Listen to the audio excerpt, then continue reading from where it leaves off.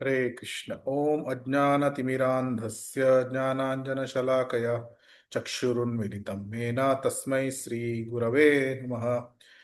ನಮ ಓಂ ವಿಷ್ಣುಪಾದಾಯ ಕೃಷ್ಣಪ್ರೇಷ್ಠಾಯ ಭೂತಲೆ ಶ್ರೀಮತೆ ಭಕ್ತಿ ವೇದಾಂತ ಸ್ವಾಮಿನ್ನಿತಿ ನಾಮಿನೇ.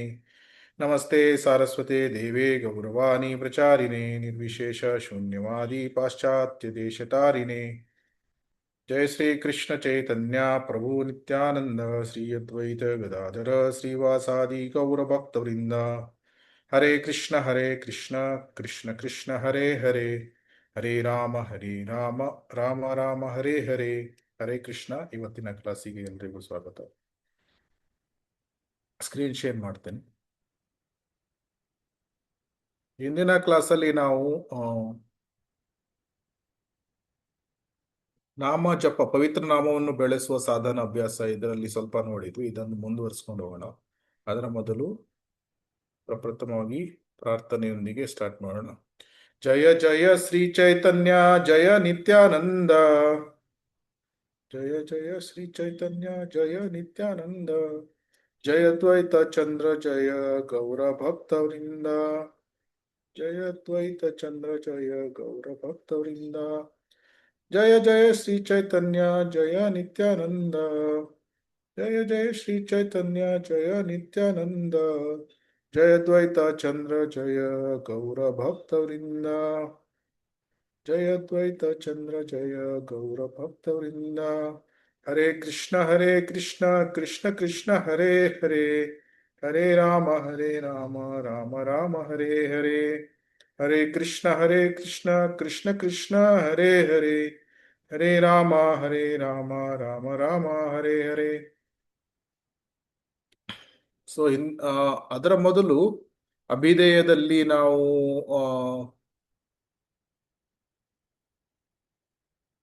ಕಾಮ ಇದರ ಬಗ್ಗೆ ನೋಡಿದ್ವಿ. ಅದರ ನಂತರ ಶ್ರೀಮದ್ ಭಾಗವತ ಶ್ರವಣ ಸಾಧನ ಅಭ್ಯಾಸ ಇದನ್ನು ನೋಡಿದ್ವಿ.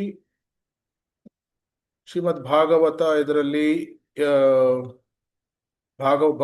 ಶ್ರೀಮದ್ ಭಾಗವತದಲ್ಲಿ ಹೇಗೆ ಶ್ರದ್ಧಾದಿಂದ ಪ್ರೇಮದ ತನಕ ಶ್ಲೋಕಗಳು ಹೇಗೆ ವಿವರಿಸಲಾಗಿದೆ, ನಾವು ಹೇಗೆ ಶ್ರೀಮದ್ ಭಾಗವತವನ್ನು ಕೇಳುವುದರ ಮೂಲಕ, ಪ್ರತಿದಿನ ಕೇಳುವುದರ ಮೂಲಕ, ಕೇಳುವುದು ಮಾತ್ರವಲ್ಲ ಮನನ ಮಾಡಿ ಅದನ್ನು ರಿಫ್ಲೆಕ್ಟ್, ಅಂದ್ರೆ ನಮ್ಮ ಜೀವನದಲ್ಲಿ ಯಾವ ಯಾವ ಸನ್ನಿವೇಶಗಳು ಅಥವಾ ಕೆಲವು ಸಂದರ್ಭಗಳು ಆಗಿದೆ ಅದಕ್ಕೆ ಆ ಶಾಸ್ತ್ರದ ಆಂಗಲ್ ಇಂದ ನೋಡಿ ರಿಫ್ಲೆಕ್ಟ್ ಮಾಡುವುದು. ಅಂದ್ರೆ ನಾವು ಯಾವ ತಪ್ಪುಗಳನ್ನು ಮಾಡಿದ್ದೇವೆ, ಅದನ್ನು ಹೇಗೆ ನಾವು ತಿದ್ಕೊಳ್ಬಹುದು, ಇದನ್ನೆಲ್ಲ ಆಲೋಚನೆ ಮಾಡಿ ಆಮೇಲೆ ಈ ಶ್ರೀಮದ್ ಭಾಗವತದ ತತ್ವಗಳನ್ನು ನಮ್ಮ ಜೀವನದಲ್ಲಿ ಅಳವಡಿಸ್ಕೊಳ್ತೇವೆ. ಬರೇ ನಾವು ಶ್ರೀಮದ್ ಭಾಗವತ ಕ್ಲಾಸಿಗೆ ಬಂದು ಒಂದು ಕಿವಿಯಿಂದ ಕೇಳಿ ಇನ್ನೊಂದು ಕಿವಿಯಿಂದ ಬಿಟ್ರೆ ನಮಗೆ ಸ್ವಲ್ಪವೇ ಲಾಭ ಸಿಗಬಹುದು. ಆದರೆ ಸಂಪೂರ್ಣ ಲಾಭ ಸಿಗ್ಬೇಕಾದ್ರೆ ನಾವು ಅದನ್ನು ಮನನ ಮಾಡಿ ಅದನ್ನು ನಮ್ಮ ಜೀವನದಲ್ಲಿ ಅಳವಡಿಸ್ಕೊಳ್ಬೇಕು. ಅದನ್ನು ನೋಡಿದ್ದೆ. ಹಿಂದಿನ ಕ್ಲಾಸಲ್ಲಿ ಪವಿತ್ರ ನಾಮವನ್ನು ಬೆಳೆಸುವ ಸಾಧನ ಅಭ್ಯಾಸ, ಇದರಲ್ಲಿ ನಾವು 5 ಸ್ಟೆಪ್ಸ್ಗಳು ಇದನ್ನು ಹೇಳಿದ್ವಿ. ಆದ್ರೆ ಕೆಲವರು ಕೇವಲ 3 ಹಂತಗಳು ಮಾತ್ರ ಇದೆ ಅಂತ ಹೇಳ್ಬಹುದು. ಅದು ಆ ರೀತಿ ಹೇಳಿದ್ರು ನೀವು ಮತ್ತೆ ಕನ್ಫ್ಯೂಸ್ ಮಾಡ್ಕೊಳ್ಬಾರ್ದು. ಓ, ಪ್ರಭುಜಿಗಳು 5 ಅಂತ ಹೇಳಿದ್ರು, ಇಲ್ಲಿ ಕೇವಲ 3 ಅಂತ ಹೇಳ್ತಾ ಇದ್ದಾರೆ, ಏನಿದು ಅಂದ್ರೆ ಕೆಲವರು ಈ ರೀತಿ ಹೇಳ್ಬಹುದು, ಏನು ಶುದ್ಧ ನಾಮದಿಂದ ಕೃಷ್ಣ ಪ್ರೇಮ ಸಿಗುತ್ತದೆ ಅಂತ ಹೇಳಿದಾಗ ಅದು ಏನು ಅಂದ್ರೆ ಇವರು 3 ಶುದ್ಧ ನಾಮ, ಭಾವನಾಮ, ಪ್ರೇಮನಾಮ 3ಕ್ಕೂ ಸೇರಿ ಶುದ್ಧ ನಾಮ ಅಂತ ಹೇಳ್ತಾರೆ. ಯಾಕಂದ್ರೆ ಇದು 3ರಲ್ಲಿ ಹೆಚ್ಚು ವ್ಯತ್ಯಾಸ ಇಲ್ಲ. ಅದನ್ನು ಇವತ್ತು ನಾವು ನೋಡೋಣ. ಕೆಲವರು ಅದಕ್ಕಾಗಿ ಒಂದು ನೆನ್ಪಿಟ್ಕೊಳ್ಬೇಕು, ಏನು ಅಂದ್ರೆ ಕೆಲವರು ಈ 3 ನಾಮಗಳನ್ನು ಶುದ್ಧ ನಾಮ ಅಂತ ಕರೆದ್ರೆ ಅದು ತಪ್ಪು ಇಲ್ಲ. ಆ ರೀತಿ ಕೂಡ ಕೆಲವರು ಕರೀಬಹುದು. ಶುದ್ಧ ನಾಮದಿಂದ ಕೃಷ್ಣ ಪ್ರೇಮ ದೊರೀತದೆ, ಶುದ್ಧ ನಾಮದಿಂದ ಶುದ್ಧ ಭಕ್ತಿ ದೊರೀತದೆ ಅಂತ ಈ ರೀತಿ ಹೇಳಿದ್ರೆ ಅದು ಕೂಡ ಕರೆಕ್ಟ್. ಆದ್ರೆ ಅವರು ಆ ಸಮಯದಲ್ಲಿ ಶುದ್ಧ ನಾಮ ಅಂದ್ರೆ ಆ ಸಮಯದಲ್ಲಿ 3 ಹಂತಗಳಲ್ಲಿ ಅವರು ಸ್ವಲ್ಪ ಸ್ವಲ್ಪ ಮುಂದೆ ಪ್ರಗತಿಯನ್ನು ಶುದ್ಧನಾಮದಲ್ಲಿ ಪ್ರಗತಿ ಹೊಂದಿ, ಅಂದ್ರೆ ಪ್ರೇಮನಾಮಕ್ಕೂ ಶುದ್ಧನಾಮ ಅಂತ ಹೇಳ್ಬೋದು, ಭಾವನಾಮಕ್ಕೂ ಶುದ್ಧನಾಮ ಅಂತ ಹೇಳ್ಬೋದು, ಶುದ್ಧನಾಮಕ್ಕೂ ಶುದ್ಧನಾಮ ಅಂತ ಹೇಳ್ಬೋದು ಕೆಲವರು. ಸೊ ಅದರಿಂದ ಆ ರೀತಿ ಮೂರೇ ಹಂತಗಳು ಇದೆ ಅಂತ ಹೇಳಿದ್ರೆ ನಾವು ಕನ್ಫ್ಯೂಸ್ ಮಾಡ್ಕೊಳ್ಬೇಕಾಗಿಲ್ಲ. ಕೆಲವರು ಹೇಳ್ತಾರೆ ಪವಿತ್ರ ನಾಮವನ್ನು ಬೆಳೆಸುವ ಸಾಧನಾಭ್ಯಾಸದಲ್ಲಿ 3 ಹಂತಗಳಿವೆ: ನಾಮಾಪರಾಧ, ನಾಮಾಭಾಸ, ಶುದ್ಧ ನಾಮ. ಶುದ್ಧ ನಾಮದಿಂದ ಕೃಷ್ಣ ಪ್ರೇಮ ದೊರೆಯುತ್ತದೆ ಅಂತ ಈ ರೀತಿ ಹೇಳ್ಬಹುದು. ಸೊ ಆವಾಗ ನಾವು ಏನು ಪ್ರಭುಜಿಗಳು ಆ ರೀತಿ ಹೇಳಿದ್ರು, ಇಲ್ಲಿ ಈ ರೀತಿ ಹೇಳ್ತಾ ಇದ್ದಾರೆ, ಏನು ಡಿಫ್ರೆನ್ಸ್, ವ್ಯತ್ಯಾಸ ಇದೆ, ನಾವು ಏನು ತಿಳುವಳಿಕೆ ತಪ್ಪು ಮಾಡಿಕೊಂಡು ಆ ರೀತಿ ಆಲೋಚನೆ ಮಾಡಬೇಕಾಗಿಲ್ಲ. ಕೆಲವರು ಆ ರೀತಿ ಹೇಳ್ಬೋದು, ಎರಡೂ ಸರಿನೇ. ಯಾಕಂದ್ರೆ ಶುದ್ಧನಾಮ ಮತ್ತು ಭಾವನಾಮ, ಪ್ರೇಮನಾಮ ಅದು ಯಾವ ರೀತಿ ಅಂತ ಇವತ್ತು ನೋಡೋಣ. ಕೆಲವರು ಶುದ್ಧನಾಮ ವನ್ನು 3 ನಾಮಗಳನ್ನು ಶುದ್ಧನಾಮ ಅಂತ ಕರೀತಾರೆ. ಅದು ಒಂದು ವಿಷಯ ನೆನ್ಪಿಟ್ಕೊಳ್ಬೇಕು. ಸೊ ಆಮೇಲೆ ನಾವು ನಾಮ ಅಪರಾಧದಲ್ಲಿ 10 ನಾಮ ಅಪರಾಧಗಳು ಇದೆ. ಪ್ರಪ್ರಥಮವಾದ ಹಂತ ಯಾವುದು? ನಾವು ಹರೇ ಕೃಷ್ಣ ಮಹಾಮಂತ್ರ ಜಪ ಮಾಡ್ತಾ ಇರಬೇಕಾದ್ರೆ ನಾಮ ಅಪರಾಧವನ್ನು ನಾವು ಮಾಡ್ತೇವೆ. ಹಿಂದಿನ ಕ್ಲಾಸ್ಗಳಲ್ಲಿ ನಾವು ನೋಡಿದ್ವಿ ಯಾವ ಯಾವ ರೀತಿಗಳಲ್ಲಿ ತಪ್ಪು ಒಂದು ಪ್ರಾಕ್ಟೀಸ್, ಅಭ್ಯಾಸಗಳನ್ನು ಬೆಳೆಸಿಕೊಂಡಿರ್ತಾರೆ ಜಪ ಮಾಡಬೇಕಾದ್ರೆ. ಆ ಎಲ್ಲ ತಪ್ಪು ರೀತಿ ಏನಿದೆ, ಜಪ ಮಾಡುವಂತಹ ತಪ್ಪು ರೀತಿಗಳು, ಅದು ನಾಮ ಅಪರಾಧ ಜಪದಲ್ಲಿ ಬರ್ತದೆ. ಸೊ ನಾವು ಒಂದು ವಿಷಯ ಸರಿಯಾಗಿ ನೆನ್ಪಿಟ್ಕೊಳ್ಬೇಕು, ಏನು ಅಂದ್ರೆ ನಾಮ ಜಪ ಮಾಡಬೇಕಾದ್ರೆ ಯಾವ ಹಂತದಲ್ಲಿ ನಾವು ನಾಮ ಜಪವನ್ನು ಮಾಡ್ತೇವೆ ಅದರ ಪ್ರಕಾರ ನಮ್ಗೆ ಪ್ರತಿಫಲ ಅಥವಾ ರಿಸಲ್ಟ್ಸ್ಗಳು ಸಿಗ್ತಾ ಇರ್ತದೆ.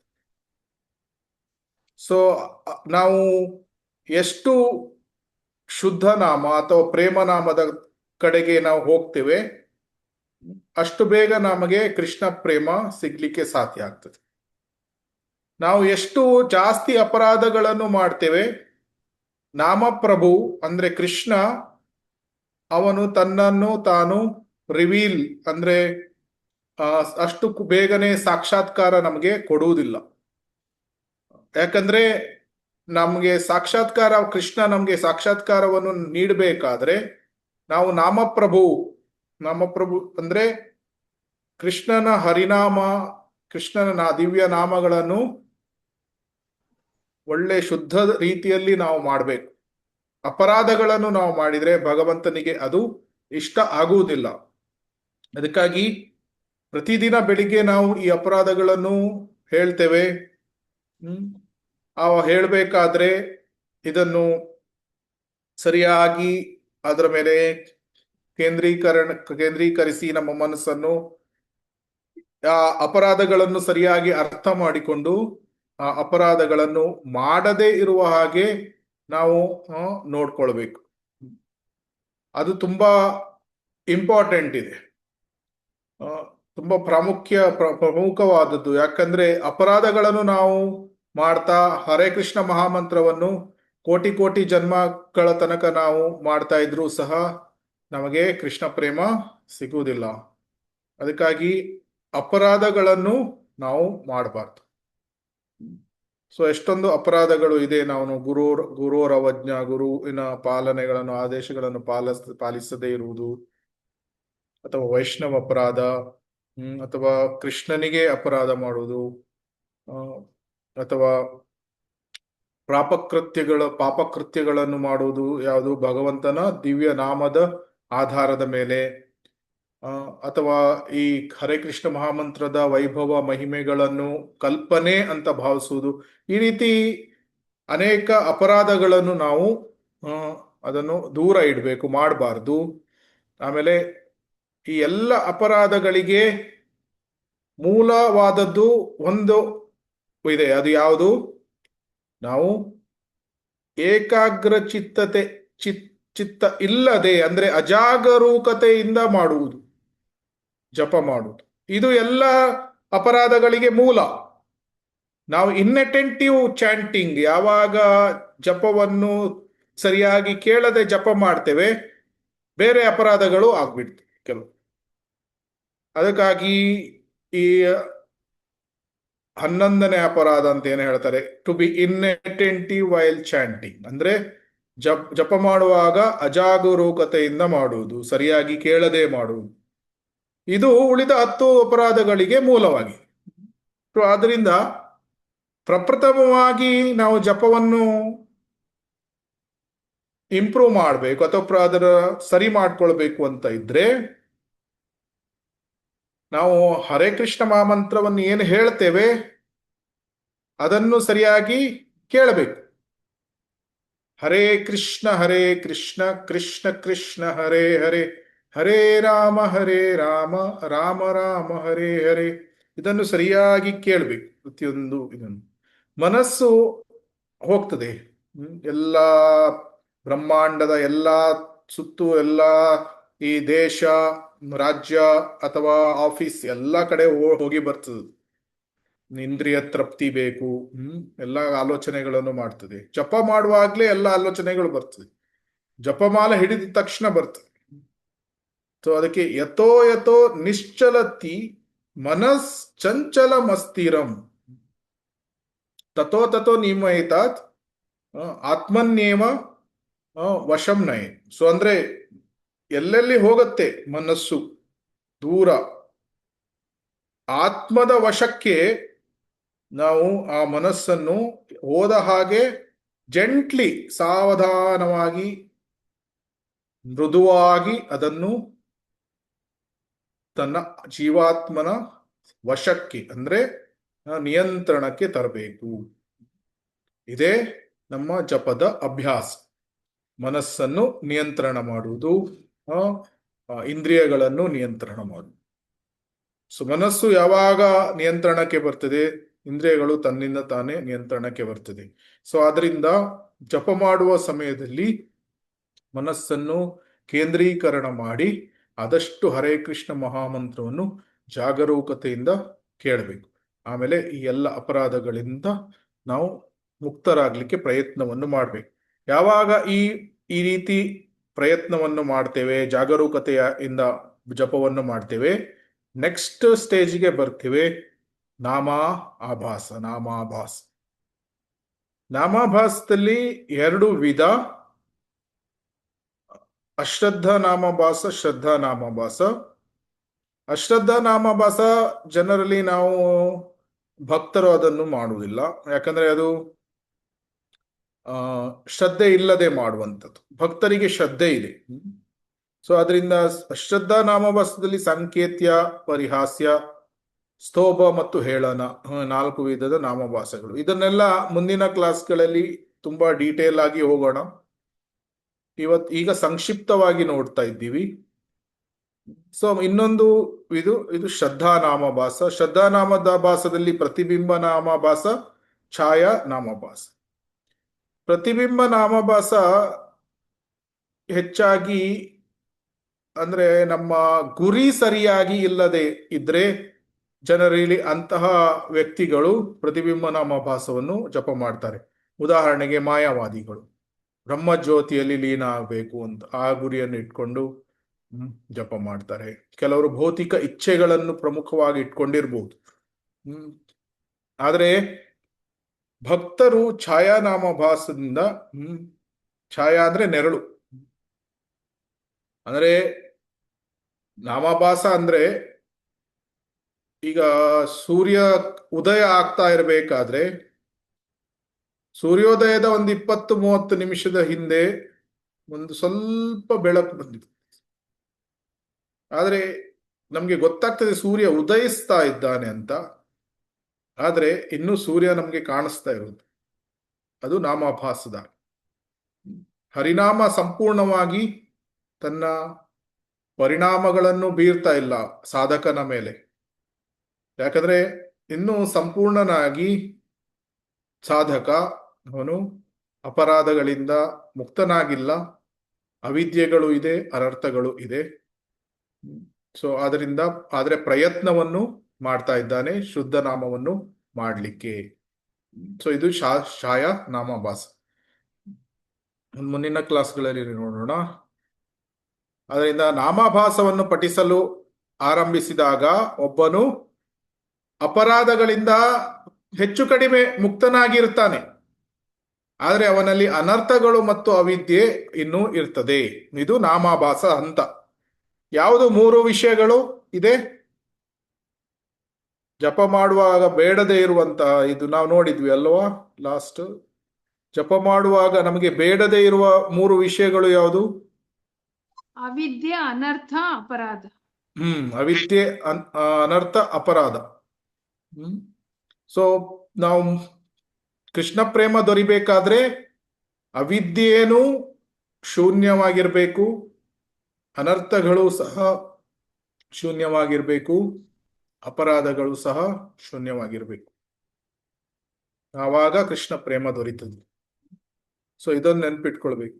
ಸೊ ನಾಮ ಅಪರಾಧ ಸ್ಟೇಜ್ ಅಲ್ಲಿ ಅದು 3 ಇರ್ತದೆ. ಅದನ್ನ ಮುಂದಿನ ಸ್ಲೈಡ್ಸ್ ಗಳಲ್ಲಿ ನೋಡೋಣ. ಆದ್ರೆ ನಾಮಾಭಾಸ ಸ್ತರದಲ್ಲಿ ಅಪರಾಧಗಳಿಂದ ಹೆಚ್ಚು ಕಡಿಮೆ ಮುಕ್ತನಾಗಿರ್ತಾನೆ, ಆದ್ರೆ ಅನರ್ಥಗಟ್ಟು ಅವಧ್ಯಗಳು ಇನ್ನೂ ಇರ್ತದೆ. ಶ್ರದ್ಧಾ ನಾಮಭಾಸ ಮಾಡಬೇಕಾದ್ರೆ ಒಬ್ಬನು ವೈಕುಂಠ ಗ್ರಹಗಳ ಹೊರಗಿನ ಗಡಿಯ ತನಕ ಹೋಗ್ಬೋದು. ಅಂದ್ರೆ ಬ್ರಹ್ಮಜ್ಯೋತಿ ಎಂಟರ್ ಆಗಿ ಗಡಿಯ ತನಕ ಹೋಗ್ಬೋದು. ಧರ್ಮ, ಅರ್ಥ, ಕಾಮ, ಮೋಕ್ಷದ ಯಾವ ಗುರಿಗಳು ಇದೆ ನಾಮಾಭಾಸದ ನಾಮಜಪದಿಂದ ಅದು ಸಿಗ್ತದೆ.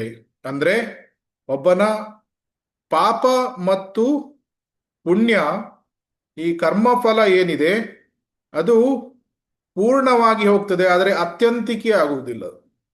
ಅದನ್ನು ನೋಡೋಣ. ಪೂರ್ಣ ಆತ್ಯಂತಿಕೆ ಅದು ನಾವು ಭಕ್ತಿರಸಾಮೃತ ಸಿಂಧು ಕ್ಲಾಸಿನಲ್ಲಿ ನೋಡಿದ್ದೇವೆ. ಅದನ್ನು ಜಾಸ್ತಿ ಡೀಪ್ ಆಗಿ ಹೋಗಲ್ಲ. ಬಟ್ ಪಾಪ ಮತ್ತು ಕರ್ಮ ಫಲಗಳು ಏನಿದೆ ಪೂರ್ಣವಾಗಿ ನಾಶ ಆಗ್ತದೆ ನಾಮಾಭಾಸದಿಂದ. ಅದು ಆದ್ರೆ ಅದು ಆತ್ಯಂತಿಕೆ ಆಗಿರುವುದಿಲ್ಲ, ಅದು ಆತ್ಯಂತಿಕೆ ಆಸಕ್ತಿ ಸ್ತರದಲ್ಲಿ ಆಗುತ್ತೆ. ಸೊ ಅದರಿಂದ ನಾಮಾಭಾಸದಿಂದ ಒಬ್ಬನ ಪಾಪ ಎಲ್ಲ ಸಂಪೂರ್ಣವಾಗಿ ನಾಶ ಆಗ್ತದೆ. ಅಜಾಮಿಲ ನಾಮಾಭಾಸದಿಂದ ಅವನು, ಅಜಾಮಿಲ ಯಾವ ನಾಮಾಭಾಸವನ್ನು ಮಾಡಿದ?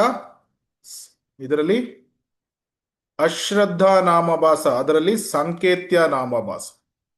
ಸಂಕೇತ್ಯ ನಾಮಭಾಸ ಅಂದ್ರೆ ಬೇರೆ ಯಾರನ್ನೋ ಕರೆಯೋದು, ಆದರೆ ಭಗವಂತನ ಹೆಸರು. ಅಂದ್ರೆ ಈಗ ಕೆಲವರಿಗೆ ಕೃಷ್ಣ ಅಂತ ಹೆಸರಿಟ್ಟಿರ್ತಾರೆ, ಅಥವಾ ನಾರಾಯಣ ಅಂತ ಹೆಸರಿಡ್ತಿರ್ತಾರೆ. ಯಾರಿಗೋ ಕರೆಯುವುದು ನಾರಾಯಣ ಅಂತ. ಅವನು ಅಜಾಮಿಲ ಅದೇ ರೀತಿ ತನ್ನ ಮಗನಿಗೆ ಕರೆದ ನಾರಾಯಣ. ಆದ್ರೆ ಅವನು ಕರೆಯುತ್ತಿದ್ದು ನಾಮಾಭಾಸ ಸ್ತರದಲ್ಲಿ ಅವನು ಆ ಜಪವನ್ನು ಮಾಡಿದ. ಆದ್ರಿಂದ ಅವನ ತತ್ಕ್ಷಣವೇ ಪಾಪ ಎಲ್ಲ ನಾಶ ಆಯಿತು. ಆವಾಗ ತತ್ಕ್ಷಣವೇ ವಿಷ್ಣು ದೂತರು ಬರ್ತಾರೆ. ಆದ್ರೆ ಈ ಜ್ಞಾನ ಯಮದೂತರಿಗೆ ಗೊತ್ತಿರುವುದಿಲ್ಲ. ಅವ್ರು ಏನು ಆಲೋಚನೆ ಮಾಡ್ತಾರೆ?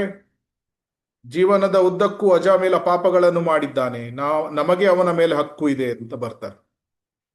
ಆದರೆ ವಿಷ್ಣು ದೂತರು ಗೊತ್ತು ಆಯ್ತು ಏನು, ನಾಮಾಭಾಸದಿಂದ ನಾರಾಯಣ ಅಂತ ಕರೆದಿದ್ದಾನೆ, ಪಾಪಗಳು ಎಲ್ಲ ನಾಶ ಆಗಿದೆ. ಅದರಿಂದ ಯಮದೂತರಿಗೆ ಅಜಾಮಿಲನ ಮೇಲೆ ಹಕ್ಕು ಇಲ್ಲ. ತಕ್ಷಣವೇ ವಿಷ್ಣು ದೂತ ಬಂದಿದ್ದಾರೆ. ಸೊ ಅದೆಲ್ಲ ನಾಮಾಭಾಸ ಆದ್ರೆ ಅದು ಶ್ರದ್ಧಾ ನಾಮಾಭಾಸ ಅಲ್ಲ. ಅವನು ಶ್ರದ್ಧೆಯಿಂದ ವಿಷ್ಣುವನ್ನು ಅಥವಾ ನಾರಾಯಣನನ್ನು, ಕೃಷ್ಣನನ್ನು ಕರೀಲಿಲ್ಲ, ಅವನು ತನ್ನ ಮಗನನ್ನು ಕರೆದ. ಆದ್ರಿಂದ ಅದು ಅಶ್ರದ್ಧಾ ನಾಮಾಭಾಸ ಅಜಾಮಿಲ ಕರೆದಿದ್ದು. ಸೊ ಅದರಿಂದ ಶ್ರದ್ಧಾ ನಾಮಭಾಸ ಏನಿದೆ ಅದು ಅಶ್ರದ್ಧಾ ನಾಮಭಾಸಕ್ಕಿಂತ ಪವರ್ಫುಲ್ ಆಗಿದೆ. ಅದರಿಂದ ಇಲ್ಲಿ ನಾವು ನೋಡ್ತೇವೆ, ಇಲ್ಲಿ ಎಷ್ಟು ಅಶ್ರದ್ಧಾ ನಾಮಭಾಸದಲ್ಲಿ 4 ವಿಧ, ಶ್ರದ್ಧಾದಲ್ಲಿ 4 ವಿಧ. ಈ ಒಂದೊಂದು ನಾಮಭಾಸ ಸ್ತರ ಏನಿದೆ, ನಾವು ಒಬ್ಬೊಬ್ಬನು ಬೇರೆ ಬೇರೆ ಸ್ತರಗಳಲ್ಲಿ ಮಾಡಿದ್ರೆ ಜಪವನ್ನು, ಬೇರೆ ಬೇರೆ ರಿಸಲ್ಟ್ಸ್ಗಳು, ಬೇರೆ ಬೇರೆ ಪ್ರತಿಫಲ, ಬೇರೆ ಬೇರೆ ರಿಯಾಕ್ಷನ್ಸ್ಗಳು ಸಿಗ್ತದೆ ಒಬ್ಬನಿಗೆ. ಆದ್ರಿಂದ ನಾವು ಈ ರೀತಿ ಆಲೋಚನೆ ಮಾಡಬಾರ್ದು. ಅನ್ನು ಹರೇ ಕೃಷ್ಣ ಮಹಾಮಂತ್ರ ಜಪ ಮಾಡ್ತಾ ಇದ್ರೆ ಎಲ್ರಿಗೂ ಒಂದೇ ರಿಯಾಕ್ಷನ್ಸ್ ಬರುತ್ತೆ, ಒಂದೇ ಪ್ರತಿಫಲ ಯಾವಾಗ ಸಿಗ್ತದೆ? ಗುರಿ ಕೃಷ್ಣ ಪ್ರೇಮವಾಗಿರ್ಬೇಕು, ಮತ್ತೆ ಅವನು ಪ್ರೇಮನಾಮದ ಸ್ತರಕ್ಕೆ ಬಂದು ಜಪ ಮಾಡಿದಾಗ ಅವನಿಗೆ ಕೃಷ್ಣ ಪ್ರೇಮ ಸಿಗ್ತದೆ. ಇಲ್ಲದಿದ್ರೆ ಲೋವರ್ ಸ್ಟೇಜಸ್ಗಳಲ್ಲಿ ಬೇರೆ ಬೇರೆ ಅದರ ಫಲಗಳು ಸಿಗ್ತಾ ಇರ್ತದೆ. ಅದನ್ನು ನಾವು ಈವನ್ ಭಕ್ತಿರಸಾಮೃತ ಸಿಂಧುವಿನಲ್ಲಿ ನೋಡಿದ್ದೀವಿ. ಪ್ರಪ್ರಥಮವಾಗಿ ಯಾವ ಫಲಗಳು ಸಿಗ್ತದೆ? ಶುಭದ ಮತ್ತು ಕ್ಲೇಶಾಗ್ನಿ, ಭೌತಿಕ ಲೋಕದ ಈ ಅಗ್ನಿ ಏನು ಕ್ಲೇಶಗಳು ಏನಿದೆ ಅದು ನಾಶ ಆಗ್ತದೆ. ಆಮೇಲೆ ಶುಭದಾಯಕವಾದ ವಿಷಯಗಳು, ಮಂಗಳದಾಯಕವಾದ ವಿಷಯಗಳು ನಮ್ಮ ಜೀವನದಲ್ಲಿ ಆಗ್ಲಿಕ್ಕೆ ಆರಂಭ ಆಗ್ತದೆ. ಅದನ್ನೆಲ್ಲ ನಾವು ನೋಡಿದ್ದೀವಿ. ಆಮೇಲೆ ಭಾವ ಸ್ಟೇಜಲ್ಲಿ ಏನು? ಮೋಕ್ಷ ಲಘುತಾಕೃತ್. ನಿಷ್ಠಾ ಸ್ಟೇಜಲ್ಲಿ ನಾಮಾಭಾಸ ಜಪ ಮಾಡಬೇಕಾದ್ರೆ ಒಬ್ಬನು ಬ್ರಹ್ಮಜ್ಯೋತಿಗೆ ಹೋಗ್ಬೋದು. ಸೊ ಕೆಲವರು ಕೆಲವು ಬ್ರಹ್ಮವಾದಿಗಳು ಎಲ್ಲ ಈ ರೀತಿ ಅವರು ಸಹ ಹರೇ ಕೃಷ್ಣ ಮಹಾಮಂತ್ರವನ್ನು ಜಪ ಮಾಡಬಹುದು ಅಥವಾ ಹರಿನಾಮವನ್ನು ಜಪ ಮಾಡಬಹುದು. ಆದರೆ ಅವರು ಬ್ರಹ್ಮಜ್ಯೋತಿಯಲ್ಲಿ ಲೀನ ಆಗ್ಲಿಕ್ಕೆ ಮಾಡ್ತಾ ಇರ್ತಾರೆ. ಸೊ ಅವರ ಗುರಿ ಬೇರೆ ಆಗಿರುವುದರಿಂದ ಅವರಿಗೆ ಸಹ ಆ ಫಲ ಸಿಗ್ತದೆ. ಯಾವ ಫಲ?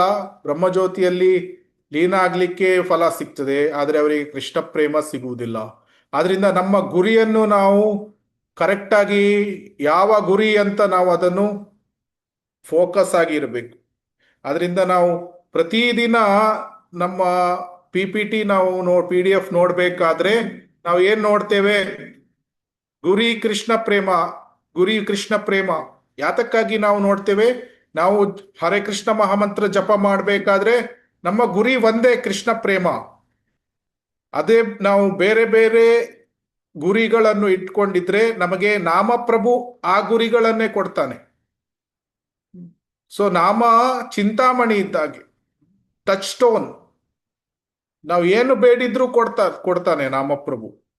ಆದ್ರಿಂದ ನಾವು ಯಾವಾಗ್ಲೂ ಕೃಷ್ಣ ಪ್ರೇಮವನ್ನೇ ಕೇಳಬೇಕು. ಆವಾಗ ಕೃಷ್ಣ ಪ್ರೇಮವನ್ನು ನಮಗೆ ಅವನು ನೀಡ್ತಾನೆ.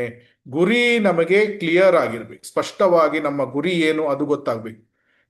ಅದು ಗೊತ್ತಾದ ಮೇಲೆ ನಾವು ಹರೇ ಕೃಷ್ಣ ಮಹಾಮಂತ್ರವನ್ನು ಜಪ ಮಾಡಬೇಕಾದ್ರೆ ನಮಗೆ ಬಹುಬೇಗ ನಾವು ನಾಮಾಭಾಸ, ಶುದ್ಧ ನಾಮ, ಭಾವನಾಮ, ಪ್ರೇಮನಾಮ ಸ್ತರಕ್ಕೆ ಏರ್ಬಹುದು.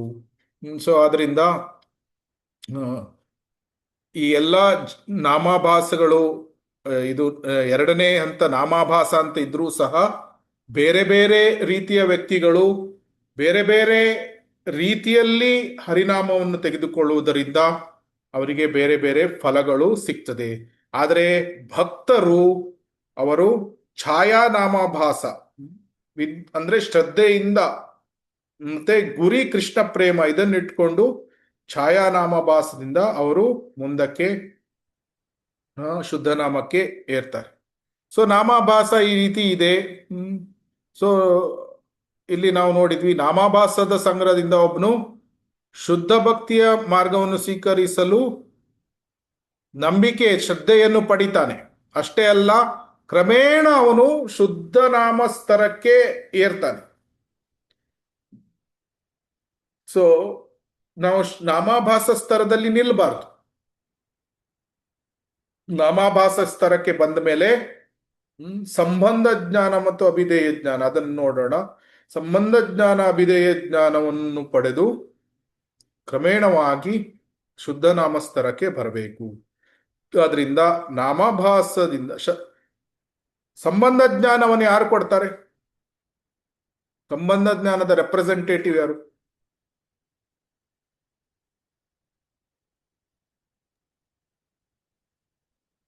ಸನಾತನ ಗೋಸ್ವಾಮಿ. ದೀಕ್ಷಾ ಗುರು ಪ್ರಭು. ದೀಕ್ಷಾ ಗುರುಗಳು.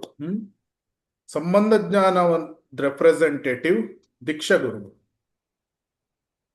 ಸೊ ದೀಕ್ಷಾ ಗುರುಗಳು. ಆದ್ರಿಂದ ನಾಮಾಭಾಸ ಸ್ತರದಿಂದ ಶುದ್ಧ ನಾಮಕ್ಕೆ ಏರ್ಬೇಕಾದ್ರೆ ನಾವು ದೀಕ್ಷಾ ಗುರುಗಳಿಗೆ ಶರಣಾಗಿ ದೀಕ್ಷೆಯನ್ನು ಪಡಿಬೇಕು. ಶುದ್ಧ ಭಕ್ತರ ಕೃಪೆಯಿಂದ ನಮಗೆ ಶುದ್ಧ ನಾಮ ಜಪ ಮಾಡಲಿಕ್ಕೆ ಸಾಧ್ಯ ಆಗ್ತದೆ. ಯಾಕಂದ್ರೆ ನಮಗೆ ಶುದ್ಧ ನಾಮಕ್ಕೆ ಏರ್ಲಿಕ್ಕೆ ಸಂಬಂಧ ಜ್ಞಾನ ಮತ್ತು ಅಭಿಧೇಯ ಜ್ಞಾನ ಅಗತ್ಯ ಇದೆ. ಅದನ್ನು ನಾವು ನೋಡೋಣ. ಆದರೆ ಅದರ ಮೊದಲು ಶ್ರದ್ಧಾ ನಾಮಾಭಾಸ ಅಂದ್ರೆ ನಮ್ಮ ಭಕ್ತರು ಅವರಿಗೆ ಗೊತ್ತು ಏನು ನಾಮಾಭಾಸದಿಂದ ಪಾಪಗಳು ಎಲ್ಲ ನಾಶ ಆಗ್ತದೆ ಅಂತ. ಆದರೆ ಅವರು ಪಾಪ ನಾಶ ಆಗ್ತದೆ ಅಂತ 7ನೇ ಅಪರಾಧಗಳನ್ನು ಮಾಡುವುದಿಲ್ಲ, ಮಾಡಬಾರದು. ಯಾಕಂದ್ರೆ 7ನೇ ಅಪರಾಧಗಳನ್ನು ಅಲ್ಲಿ ಮಾಡಿಬಿಟ್ರೆ ಮತ್ತೆ ಸೀರಿಯಸ್ ರಿಯಾಕ್ಷನ್ಸ್ಗಳು, ತುಂಬಾ ಗಂಭೀರವಾದ ರಿಯಾಕ್ಷನ್ಸ್ಗಳು, ಫಲಗಳು ಸಿಗ್ತದೆ. ಆದ್ರಿಂದ 7ನೇ ಅಪರಾಧದಿಂದ ತುಂಬಾ ಮುಕ್ತರಾಗಿ ಇರಬೇಕು ನಾಮಾಭಾಸ ಸ್ತರದಲ್ಲಿ. ಆಮೇಲೆ ಇನ್ನೊಂದು ವಿಷಯ ಏನು ಅಂದ್ರೆ, ನಾವು ಶ್ರದ್ಧಾನಾಮಭಾಸದ ಲಕ್ಷಣಗಳು ಏನು, ಮತ್ತೆ ಶ್ರದ್ಧಾನಾಮಭಾಸದಿಂದ ಮುಂದೆ ಶ್ರದ್ಧಾನಾಮಭಾಸದಿಂದ ಶುದ್ಧ ನಾಮಕ್ಕೆ ಹೇಗೆ ಏರಬೇಕು, ಇದು ತುಂಬಾ ಇಂಪಾರ್ಟೆಂಟ್. ಶ್ರದ್ಧಾನಾಮಭಾಸದ ಲಕ್ಷಣಗಳು ಏನು? ಒಬ್ನು ಶ್ರದ್ಧಾನಾಮಭಾಸವನ್ನು ಜಪ ಮಾಡ್ತಾ ಇದ್ದಾನೆ ಅಂತ ಹೇಗೆ ಗೊತ್ತಾಗ್ತದೆ? 1ನೆಯ ಲಕ್ಷಣ ಏನು ಅಂದ್ರೆ, ಅವನು ಹೆಚ್ಚು ಕಡಿಮೆ ಯಾವುದೇ ಅಪರಾಧಗಳನ್ನು ಮಾಡ್ತಾ ಇರುವುದಿಲ್ಲ, ವಿನಮ್ರನಾಗಿರ್ತಾನೆ, ವೈಷ್ಣವ ಅಪರಾಧ ಮಾಡುವುದಿಲ್ಲ, ವೈಷ್ಣವರಿಗೆ ಗೌರವಗಳನ್ನು ಕೊಡ್ತಾನೆ. ಸೊ ಈ ರೀತಿ ಯಾವುದೇ ಅಪರಾಧಗಳನ್ನು ಮಾಡುವುದಿಲ್ಲ, ಬಾಹ್ಯವಾಗಿ ನಮಗೆ ಕಾಣಿಸುವುದಿಲ್ಲ, ಅವನು ಯಾವುದೇ ಅಪರಾಧಗಳನ್ನು ಮಾಡುವುದಿಲ್ಲ. ಆಮೇಲೆ 2ನೇದು, ಶುದ್ಧ ನಾಮ ಜಪಿಸಲು ಶ್ರಮಿಸ್ತಾ ಇರ್ತಾನೆ. ಅಂದ್ರೆ ಅವನು ಶುದ್ಧ ನಾಮವನ್ನು ಜಪ ಮಾಡ್ತಾ ಇಲ್ಲದೆ ಇರಬಹುದು, ಆದ್ರೆ ಸತತ ಪ್ರಯತ್ನ ಮಾಡ್ತಾ ಇದ್ದಾನೆ. ಶುದ್ಧ ನಾಮ ಜಪ ಮಾಡಬೇಕು, ನಾನು ಬಹುಬೇಗ ಕೃಷ್ಣ ಪ್ರೇಮವನ್ನು ಹೊಂದಬೇಕು ಅಂತ ಮನಸ್ಸು ಕೇಂದ್ರೀಕೃತ, ಆಚೆ ಈಚೆ ಓಡಾಡ್ತದೆ. ಆದಷ್ಟು ಕೇಂದ್ರೀಕೃತ ಮಾಡಿ ಕೇಳಲಿಕ್ಕೆ ಪ್ರಯತ್ನ ಮಾಡ್ತಾನೆ. ಪ್ರತಿಯೊಂದು ಹರೇ ಕೃಷ್ಣ ಮಹಾಮಂತ್ರದ ಶಬ್ದಗಳನ್ನು, ಲೌಕಿಕ ಶಬ್ದಗಳನ್ನು ಕೇಳಲಿಕ್ಕೆ ಪ್ರಯತ್ನ ಮಾಡ್ತಾ ಇರ್ತಾನೆ. ಈ ನಿರಂತರವಾಗಿ ಅಭ್ಯಾಸ ಮಾಡ್ತಾ ಇರ್ತಾನೆ. ಶ್ರಮ, 100% ಶ್ರಮ ಇದೆ. ನಿರಂತರ ಅಭ್ಯಾಸ, ಸತತವಾಗಿ ಶ್ರಮ, ಇದು ಶ್ರದ್ಧಾನಾಮಭಾಸದ ಲಕ್ಷಣ. ಮತ್ತೆ ಎಚ್ಚರಿಕೆಯಿಂದ ಅಪರಾಧಗಳನ್ನು ತಪ್ಪಿಸ್ಲಿಕ್ಕೆ ಶ್ರಮ, ಇದು ಸಹ. ಆಮೇಲೆ ಇನ್ನೊಂದು ಏನು ಅಂದ್ರೆ, ಸ್ಥಿರವಾಗಿ ಭಕ್ತಿ ಸೇವೆಗಳನ್ನು ಮಾಡ್ತಾ ಬರ್ತಾನೆ. ಸೊ ಸ್ಥಿರವಾಗಿ ಅಂದ್ರೆ ಯಾವಾಗ್ಲೂ, ಅಂದ್ರೆ ಕಾನ್ಸ್ಟೆಂಟ್ ಆಗಿ, ಸತತವಾಗಿ ಒಂದು ಸ್ಥಿರತೆ ಇರ್ತದೆ. ಸೊ ಅದಕ್ಕಾಗಿ ಈ ನಾಮಾಭಾಸಸ್ತರ ಹೆಚ್ಚು ಕಡಿಮೆ ಒಂದು ನಿಷ್ಠಾ ಸ್ಟೇಜಿಗೆ ಬಂದಾಗ, ಇದು ಅದಕ್ಕೆ ರೂಲ್ಸ್ ಇಲ್ಲ, ಇದೇ ಸ್ಟೇಜು ಆ ಸ್ಟೇಜ್ ಅಂತ. ಆದ್ರೆ ಜನರಲ್ಲಿ ಸ್ಥಿರತೆ ಇರುವುದರಿಂದ ನಿಷ್ಠಾ ಸ್ಟೇಜಲ್ಲಿ ಈ ರೀತಿಯ ನಾಮಾಭಾಸನ ಜಪಗಳನ್ನು ಮಾಡ್ತಾ ಇರ್ತಾರೆ. ಸೊ ಇಲ್ಲಿ ಇದನ್ನ ಯಾರಾದ್ರೂ ಓದ್ತೀರಾ ದಯವಿಟ್ಟು? ಓದ್ತೀನಿ ಪ್ರಭುಜಿ. ಅಭಿಧೇಯ. ನಾಮಾಭಾಸ ಹಂತದಲ್ಲಿ ಅಜ್ಞಾನ ಅಥವಾ ಹೃದಯ ದೌರ್ಬಲ್ಯದಿಂದ ಅನೇಕ ಅನರ್ಥಗಳು ಅಥವಾ ಅಪರಾಧಗಳು ಉತ್ಪತ್ತಿಯಾಗಬಹುದು. ಆದರೆ ಸರಿಯಾದ ಮಾರ್ಗದರ್ಶನದಲ್ಲಿ ನಿಷ್ಠೆಯಿಂದ ಜಪಿಸುವುದನ್ನು ಮುಂದುವರಿಸುವ ಮೂಲಕ ಅವುಗಳನ್ನು ತೆರವುಗೊಳಿಸಲಾಗುತ್ತದೆ. ಆದಾಗ್ಯೂ ಒಬ್ಬರು ಸಂಬಂಧದ ಅಲೌಕಿಕ ಜ್ಞಾನವನ್ನು ಹುಡುಕದಿದ್ದರೆ ಅಥವಾ ಸ್ವೀಕರಿಸದಿದ್ದರೆ ಅವರು ನಾಮಭಾಸ ವೇದಿಕೆಯಲ್ಲಿ ಮುಂದುವರಿಯುತ್ತಾರೆ ಮತ್ತು ಜಪದಿಂದಾಗುವ ಪರಿಣಾಮವು ಸೀಮಿತವಾಗಿರುತ್ತದೆ. ಪವಿತ್ರ ನಾಮದ ಅಲೌಕಿಕ ಸ್ವರೂಪವನ್ನು ಅರ್ಥ ಮಾಡಿಕೊಳ್ಳುವಲ್ಲಿ ದೃಢವಾಗಿ ನೆಲೆಗೊಳ್ಳದವರೆಗೆ ನಾಮಾಭಾಸ ಹಂತದಲ್ಲಿ ಜಪಿಸುವುದನ್ನು ಮುಂದುವರಿಸುತ್ತಾರೆ. ಬೇರೆ ರೀತಿಯಲ್ಲಿ ಹೇಳುವುದಾದರೆ, ಅಜ್ಞಾನದ ಮಂಜು, ಅನರ್ಥಗಳು ಮತ್ತು ಅಪರಾಧಗಳು ಇವು ನಾಮಾಭಾಸ ಕಾರಣಗಳಾಗಿವೆ. ಸೂರ್ಯನಂತಹ ಪವಿತ್ರ ನಾಮದ ದೃಷ್ಟಿಗೆ ಮೋಡಗಳು ಅಡ್ಡಿಯಾಗುತ್ತವೆ. ಇವೆಲ್ಲವೂ ಜೀವಿಗೆ ಪವಿತ್ರ ನಾಮದ ಸ್ವರೂಪ, ಸ್ವತಃ ಭೌತಿಕ ಪ್ರಕೃತಿ ಮತ್ತು ಅವುಗಳ ಪರಸ್ಪರ ಸಂಬಂಧ ಜ್ಞಾನದ ಬಗ್ಗೆ ಸ್ಪಷ್ಟ ತಿಳುವಳಿಕೆ ಇಲ್ಲದಿರುವವರೆಗೆ ಇರುತ್ತವೆ. ಪ್ರಾಮಾಣಿಕ ಮತ್ತು ನಿಷ್ಠಾವಂತ ಜಪಕನು ಪವಿತ್ರ ನಾಮದ ಶುದ್ಧ ಜಪದಲ್ಲಿ ಸ್ಥಾಪಿತನಾದಾಗ ನಿಜವಾದ ಆಧ್ಯಾತ್ಮಿಕ ಗುರುವಿನ ಆಶ್ರಯ ಪಡೆಯುವ ಮೂಲಕ ಈ ಮೋಡಗಳನ್ನು ಹೋಗಲಾಡಿಸಬಹುದು. ಆಧ್ಯಾತ್ಮಿಕ ಗುರುಗಳು ಗಂಭೀರ ವಿದ್ಯಾರ್ಥಿಗೆ ಸರಿಯಾದ ಸಂಬಂಧ ಜ್ಞಾನ ಮತ್ತು ಅಭಿದಯ ಜ್ಞಾನವಾದ ಪವಿತ್ರ ನಾಮವನ್ನು ಪೂಜಿಸುವ ಸಾಧನ ಅಭ್ಯಾಸವನ್ನು ಸೂಚಿಸುತ್ತಾರೆ. ಹರೇ ಕೃಷ್ಣ. ಹರೇ ದಂಡೋತ್. ಕೃಷ್ಣ. ಸೊ ಇದು ಏನು ಹೇಳ್ತಾ ಇದ್ದಾರೆ ಇಲ್ಲಿ?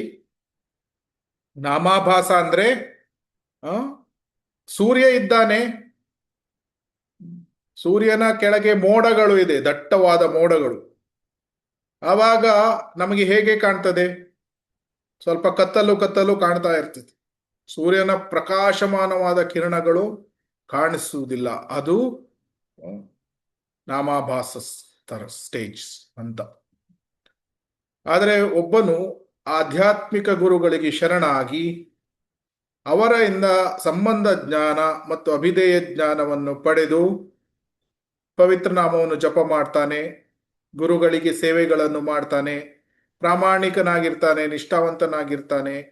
ಈ ರೀತಿ ಅವನು ಕ್ರಮೇಣವಾಗಿ ದೃಢತೆಯಿಂದ, ಸ್ಥಿರತೆಯಿಂದ ಅಭ್ಯಾಸ ಮಾಡಿದಾಗ ಕ್ರಮೇಣವಾಗಿ ಶುದ್ಧ ನಾಮಸ್ತರಕ್ಕೆ ಅವನು ಬರಲಿಕ್ಕೆ ಸಾಧ್ಯ ಆಗ್ತದೆ. ಆದರೆ ಕೆಲವರು ಇಲ್ಲಿ ಏನ್ ಹೇಳಿದ್ದಾರೆ? ಕೆಲವರು ಸಂಬಂಧದ ಅಲೌಕಿಕ ಜ್ಞಾನವನ್ನು ಹುಡುಕುವುದಿಲ್ಲ ಅಥವಾ ಸ್ವೀಕರಿಸುವುದಿಲ್ಲ. ಅಂದ್ರೆ ಏನು? ಇದರ ಅರ್ಥ ಏನು?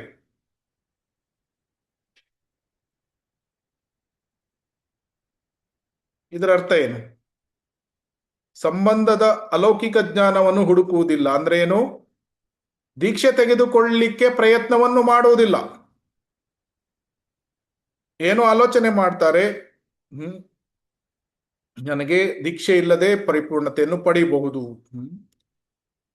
ಆದರೆ ಸಂಬಂಧದ ಅಲೌಕಿಕ ಜ್ಞಾನವನ್ನು ಹುಡುಕಬೇಕು ಅಥವಾ ಸ್ವೀಕರಿಸಬೇಕು, ಅದಕ್ಕೆ ದೀಕ್ಷೆಯನ್ನು ಪಡಿಬೇಕು, ದೀಕ್ಷಾ ಗುರುಗಳಿಗೆ ಶರಣಾಗಬೇಕು.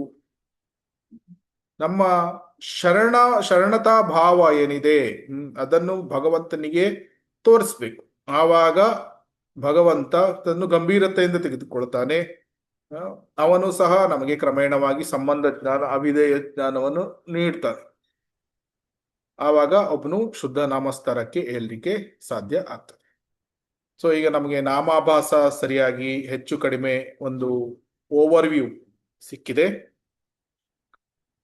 ಕ್ರಮೇಣವಾಗಿ ಶುದ್ಧ ನಾಮಕ್ಕೆ ನಾವು ಹೋಗೋಣ. ಶುದ್ಧ ನಾಮ ನಾವು ಹೇಳಿದಾಗೆ, ಶುದ್ಧ ನಾಮ ಯಾವಾಗ್ಲೂ ಅಫ್ಕೋರ್ಸ್ ಇದರಲ್ಲಿ ಶುದ್ಧ ನಾಮ ಕೆಲವರು ಭಾವನಾಮ, ಪ್ರೇಮನಾಮನ ಹೇಳ್ತಾರೆ. ನಾವು ಶುದ್ಧ ನಾಮ ಪ್ರಥಮವಾಗಿ ನಾವು ಯಾವಾಗ್ಲೂ ನಮ್ಮ ಹರಿನಾಮ ಮಹಾತ್ಮ ಸೀರೀಸ್ ಅಲ್ಲಿ 5 ವಿಧವನ್ನೇ ನಾವು ಕನ್ಸಿಡರ್ ಮಾಡ್ತೇವೆ. ಶುದ್ಧ ನಾಮ, ಭಾವನಾಮ, ಪ್ರೇಮನಾಮ, ಆ ರೀತಿ. ಶುದ್ಧ ನಾಮ 3ನೇ ಸ್ತರ.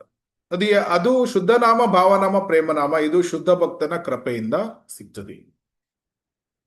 ಯಾವಾಗ ಒಬ್ಬನ ಹೃದಯ ಶುದ್ಧ ಆಗ್ತಾ ಬರ್ತದೆ ಮತ್ತು ಅಪರಾಧಗಳನ್ನು ಸಂಪೂರ್ಣವಾಗಿ ಮಾಡುವುದಿಲ್ಲ, ಅಪರಾಧಗಳು ಇಲ್ಲವೇ ಇಲ್ಲ. ಅಂದ್ರೆ ಈಗ ಪ್ರಸ್ತುತ ಸಮಯದಲ್ಲಿ ಹಿಂದಿನ ಅಪರಾಧಗಳ ಪ್ರಭಾವ ಇರಬಹುದು, ಆದರೆ ಈಗ ಮಾಡ್ತಾ ಇಲ್ಲ. ಆವಾಗ ಒಬ್ಬನು ಶುದ್ಧ ನಾಮದ ಸ್ತರಕ್ಕೆ ಬರ್ತಾನೆ.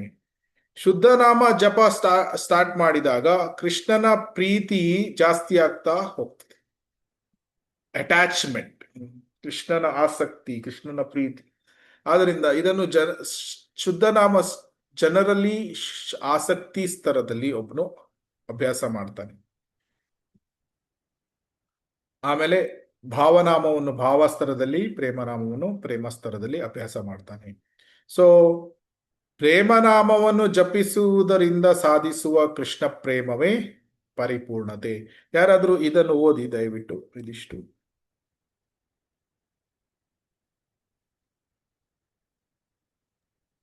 ಹರೇ ಕೃಷ್ಣ ಪ್ರಭು.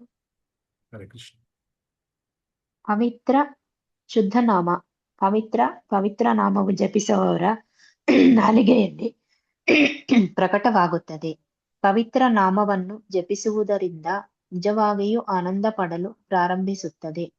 ಕೃಷ್ಣನ ಮೇಲಿನ ಶುದ್ಧ ಪ್ರೀತಿ ಬೇಗನೆ ಪ್ರಕಟಿತವಾಗುತ್ತದೆ. ಶುದ್ಧ ನಾಮದ ಪರಿಣಾಮಗಳು: ಬಹುತೇಕ ಯಾವುದೇ ಅಪರಾಧಗಳಿಲ್ಲ ನಾಮಾಭಾಸಗೆ ಬಂದಾಗ ಸ್ಪಷ್ಟವಾಗುತ್ತದೆ. ಬಹುತೇಕ ಯಾವುದೇ ಅನರ್ಥಗಳಿಲ್ಲ. ನಾಮಾಭಾಸ ಯನ್ನು ಜಪಿಸುವುದರಿಂದ ಸ್ಪಷ್ಟವಾಗುತ್ತದೆ. ಬಹುತೇಕ ಯಾವುದೇ ಅವಿದ್ಯೆ ಇಲ್ಲ. ಶುದ್ಧ ನಾಮದಿಂದ ಸ್ಪಷ್ಟವಾಗುತ್ತದೆ. ಪ್ರೇಮನಾಮವನ್ನು ಜಪಿಸಿದಾಗ ಅವಿದ್ಯೆ ಸಂಪೂರ್ಣವಾಗಿ ಮಾಯವಾಗುತ್ತದೆ. ಪ್ರೇಮ ಹಂತ. ಪ್ರೇಮನಾಮವನ್ನು ಜಪಿಸುವುದರಿಂದ ಸಾಧಿಸುವ ಕೃಷ್ಣ ಪ್ರೇಮವೇ ಪರಿಪೂರ್ಣತೆ. ಭಗವಂತ ಚೈತನ್ಯರು ಪವಿತ್ರ ನಾಮ ಸಂಕೀರ್ತನೆಯನ್ನು ನಮಗೆ ನೀಡಲು ಬಂದರು. ಇದು ಪವಿತ್ರ ನಾಮ ಸಂಕೀರ್ತನದೊಂದಿಗೆ ಪ್ರಾರಂಭವಾಗುತ್ತದೆ. ಹರಿನಾಮ ಸಂಕೀರ್ತನೆ. ಹರಿಕೃಷ್ಣ. ಸೊ ಹರಿನಾಮ ಸಂಕೀರ್ತನೆ ಸಾಧನಾ ಭಕ್ತಿ, ಅದನ್ನು ನಾವು ನೋಡಿದ್ದೇವೆ. ಸಾಧನಾ ಭಕ್ತಿಯಿಂದ ಆರಂಭ ಆಗ್ತದೆ. ಭಜನ ಕ್ರಿಯೆಯಲ್ಲಿ ಒಬ್ಬನಿಗೆ ದೀಕ್ಷೆ ದೊರೆಯುತ್ತದೆ. ಆಮೇಲೆ ಅನರ್ಥ ನಿವೃತ್ತಿ, ನಿಷ್ಠಾದಲ್ಲಿ ಹೆಚ್ಚು ಕಡಿಮೆ ಒಬ್ಬನು ನಾಮಾಭಾಸ ಸ್ತರಕ್ಕೆ ಬಂದಿರ್ತಾನೆ. ನಿಷ್ಠಾ ರುಚಿಯ ನಂತರ ಆಸಕ್ತಿ, ರುಚಿ ಮತ್ತು ಆಸಕ್ತಿಯ ನಡುವೆ ಅವನು ಶುದ್ಧ ನಾಮಕ್ಕೆ ಏರ್ತಾನೆ. ಆಸಕ್ತಿಯಲ್ಲಿ ಬರಿಬೇಕು ಶುದ್ಧನಾಮ. ಆಮೇಲೆ ಶುದ್ಧನಾಮದಿಂದ ಆಸಕ್ತಿಯಿಂದ ಭಾವ ಸ್ತರಕ್ಕೆ ಬರಬೇಕಾದ್ರೆ ಭಾವನಾಮಗಳನ್ನು ಜಪ ಮಾಡ್ತಾನೆ. ಮತ್ತೆ ಭಾವದಿಂದ ಪ್ರೇಮನಾಮದಿಂದ ಜಪ ಮಾಡಬೇಕಾದ್ರೆ ಕೃಷ್ಣ ಪ್ರೇಮ ದೊರೀತದೆ. ಸೊ ಇದು ಹೆಚ್ಚು ಕಡಿಮೆ ತುಂಬಾ ಸುಲಭವಾಗಿದೆ ಅರ್ಥ ಮಾಡ್ಕೊಳ್ಳಿಕ್ಕೆ. ಮುಂದೆ ಹೋಗೋಣ. ಇದನ್ನು ನಾವು ಈ ಸ್ಲೈಡ್ ಏನಿದೆ ಇಂಗ್ಲಿಷಲ್ಲಿದೆ, ಬಟ್ ಇದನ್ನು ನಾವು ಭಕ್ತಿ ರಸಾಮೃತ ಸಿಂಧುವಿನಲ್ಲಿ ಹೆಚ್ಚು ಕಡಿಮೆ ನಾವು ನೋಡಿದೀವಿ. ಆದರೂ ಒಂದು ಸಂಕ್ಷಿಪ್ತವಾಗಿ ಇದನ್ನು ನೋಡೋಣ. ಯಾವಾಗಲೂ ನಮ್ಮ ಅನರ್ಥಗಳು, ಇದು ಅನರ್ಥದ ಬಗ್ಗೆ. ಅನರ್ಥಗಳು 5 ಹಂತದಲ್ಲಿ ಹೋಗ್ತದೆ. ಒಂದು ಏಕದೇಶವರ್ತಿನಿ ಅಂದ್ರೆ ಸುಮಾರು 25% ಅಂತ ಒಂದು ಭಾವಿಸ್ಬೋದು. ಅಂದರೆ ಸ್ವಲ್ಪವೇ ಸ್ವಲ್ಪ ಹೋಗಿದೆ ಅನರ್ಥಗಳು, ಅದನ್ನು ಏಕದೇಶವರ್ತಿನಿ ಅಂತ ಹೇಳ್ತಾರೆ. ಅಥವಾ ಒಂದೇ ಅನರ್ಥ ಹೋಗಿರ್ಬೋದು. ಅನೇಕ ಅನರ್ಥಗಳು ಇದ್ದಲ್ಲಿ ಒಂದೇ ಅನರ್ಥ ಹೋದ್ರೆ ಏಕದೇಶವರ್ತಿನಿ ಅಂತ ಹೇಳ್ತಾರೆ. ಬಹುದೇಶವರ್ತಿನಿ ಅಂದ್ರೆ 50%, 50-60%, 50-60% ಅನರ್ಥಗಳು ಹೋದ್ರೆ ಬಹುದೇಶವರ್ತಿನಿ. ಅಥವಾ ಹೆಚ್ಚಿನ ಅನರ್ಥಗಳು ಹೆಚ್ಚಿನ ಅಂದ್ರೆ 5, 6, 8 ಎಲ್ಲ ಇದ್ರೆ ಅದು ಕೇವಲ ಒಂದು ಅನರ್ಥ ಉಳಿದಿರಬಹುದು. ಅದು ಸಹ ಒಂದು 40%, ಆ ರೀತಿ 2-3 ಆ ರೀತಿ ಉಳಿದಿರಬಹುದು. ಅಂದ್ರೆ 50-60% ಅನರ್ಥಗಳು ಸಂಪೂರ್ಣವಾಗಿ ಹೋಗಿರ್ತದೆ.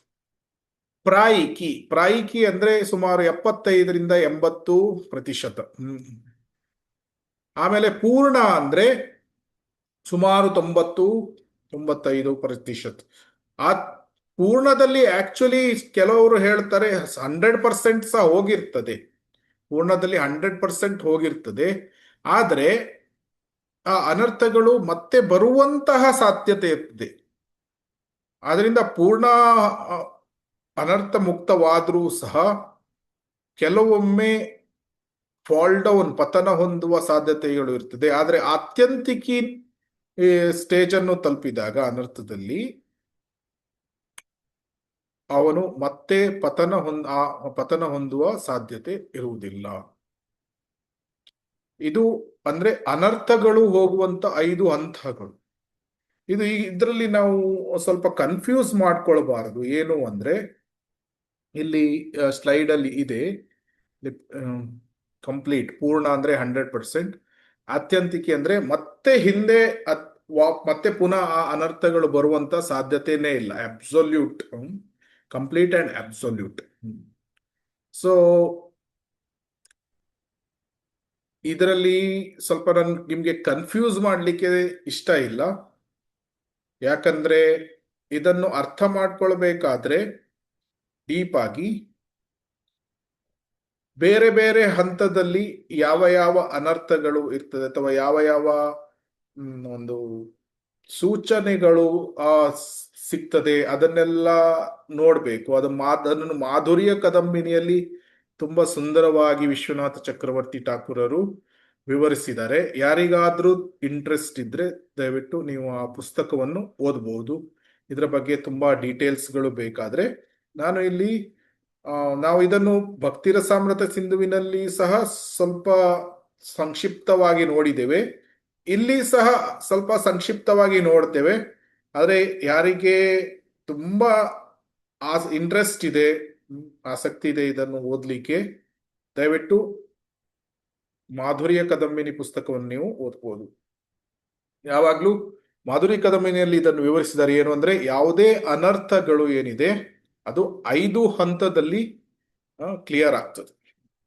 ಏಕದೇಶವರ್ತಿನಿ ಅಂದ್ರೆ ಸ್ವಲ್ಪವೇ ಅನರ್ಥ ನಾಶ ಆಯಿತು.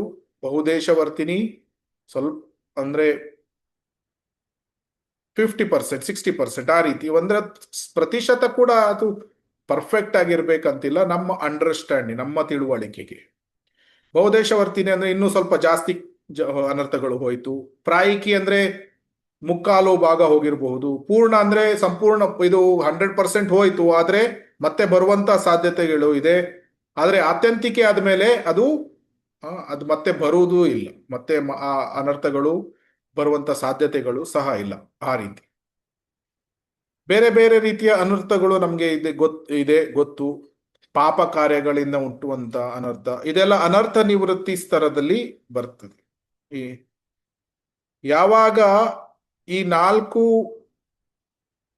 ಅನರ್ಥ ಇದುಗಳನ್ನು ಒಬ್ಬನು ಓವರ್ಕಮ್ ಆಗ್ತಾನೆ, ಅವನು ಅನರ್ಥ ನಿವೃತ್ತಿಯನ್ನು ದಾಟಿದ್ದಾನೆ ಅಂತ ಅರ್ಥ. ನಾವು ಅದನ್ನು ಭಕ್ತಿರಸಾಮೃತದಲ್ಲಿ ನೋಡಿದ್ದೇವೆ. ಅದನ್ನ ಮತ್ತೆ ರಿವಿಷನ್ ಇದು ಏನು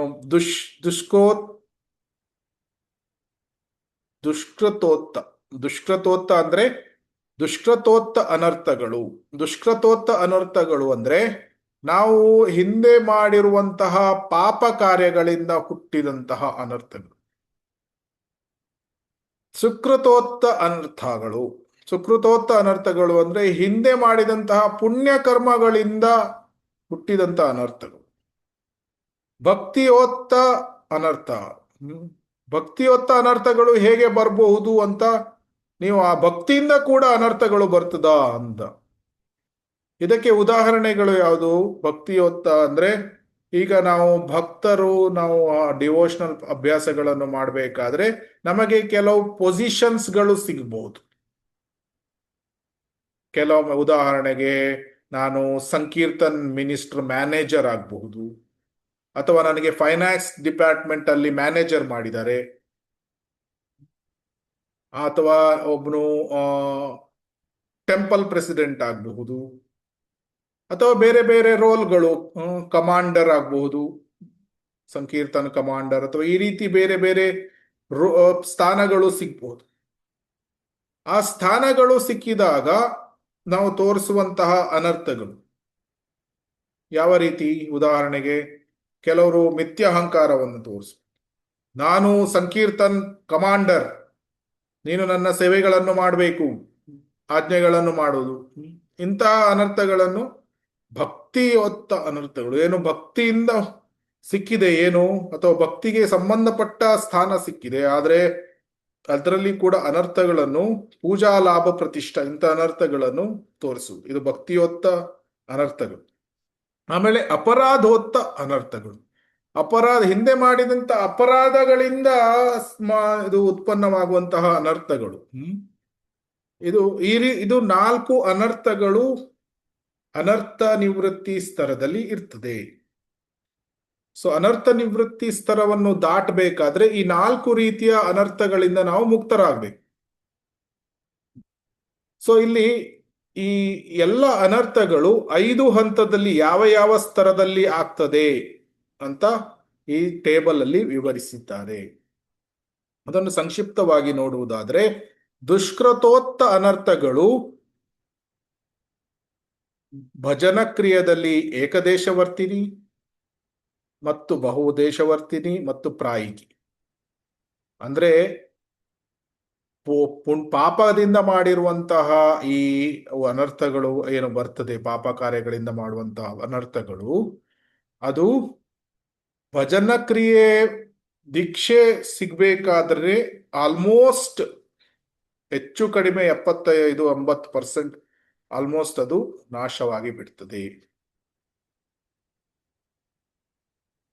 ಅದು ನಿಷ್ಠಾ ಸ್ಟೇಜಲ್ಲಿ ಪೂರ್ಣವಾಗಿ ನಾಶ ಆಗ್ತದೆ. ಮತ್ತು ಆಸಕ್ತಿ ಸ್ತರದಲ್ಲಿ ಮತ್ತೆ ಹಿಂದೆ ಬರಬಾರದು. ಅಂದ್ರೆ ಆಸಕ್ತಿ ಸ್ತರಕ್ಕೆ ಒಬ್ಬನು ತಲುಪಿದ ಮೇಲೆ ಅವನು ಪಾಪ ಮತ್ತು ಪುಣ್ಯಗಳನ್ನು ಮಾಡಲು ಸಾಧ್ಯವೇ ಇಲ್ಲ, ಆ ಸ್ತರಕ್ಕೆ ತಲುಪ್ತಾನೆ. ಆದ್ರೆ ನಿಷ್ಠಾ ಸ್ಟೇಜಲ್ಲಿ ಪಾಪ ಮತ್ತು ಪುಣ್ಯದ ಫಲಗಳು ಸಂಪೂರ್ಣ ನಾಶವಾಗಿರ್ತದೆ. ಆದರೆ ಮತ್ತೆ ಪುಣ್ಯ ಮತ್ತು ಪಾಪಗಳನ್ನು ಮಾಡುವಂತಹ ಅವಕಾಶ ಅಥವಾ ಅಥವಾ ಚಾನ್ಸಸ್ಗಳು ಇದೆ. ಮಾಡಬಹುದು, ಮಾಡಲೇಬೇಕು ಅಂತಲ್ಲ, ಮಾಡುವ ಸಾಧ್ಯತೆಗಳು ಇದೆ. ಮಾಡಲೂಬಹುದು, ಮಾಡದೇ ಇರಬಹುದು. ಅದು ಜೀವಾತ್ಮನ ಫ್ರೀ ವಿಲ್ ಏನಿದೆ, ಅವನಿಗೆ ಆ ಒಂದು ಸ್ವತಂತ್ರ ಇಚ್ಛೆ ಏನಿದೆ, ಅದರ ಪ್ರಕಾರ ಅವನು ಮಾಡ್ತಾನೆ. ಅವನಿಗೆ ಕೆಲವರು ಪಾಪಗಳನ್ನು ಮಾಡ್ತಾರೆ, ಕೆಲವರು ಪುಣ್ಯಗಳನ್ನು ಮಾಡ್ತಾರೆ, ಕೆಲವರು ಎರಡನ್ನು ಮಾಡಲ್ಲ, ಕೆಲವರು ಎರಡನ್ನು ಮಾಡ್ತಾರೆ. ಸೊ ಈ ರೀತಿ ಜೀವಾತ್ಮದಿಂದ ಜೀವಾತ್ಮಕ್ಕೆ ಬೇರೆ ಬೇರೆ ಬದಲಾಗ್ತದೆ. ಆದ್ರೆ ಆಸಕ್ತಿ ಸ್ತರವನ್ನು ತಲುಪಿದ ಮೇಲೆ ಈ ಅನರ್ಥಗಳು ಒಬ್ಬನಿಗೆ ತೊಂದರೆಗಳನ್ನು ಕೊಡುವುದಿಲ್ಲ.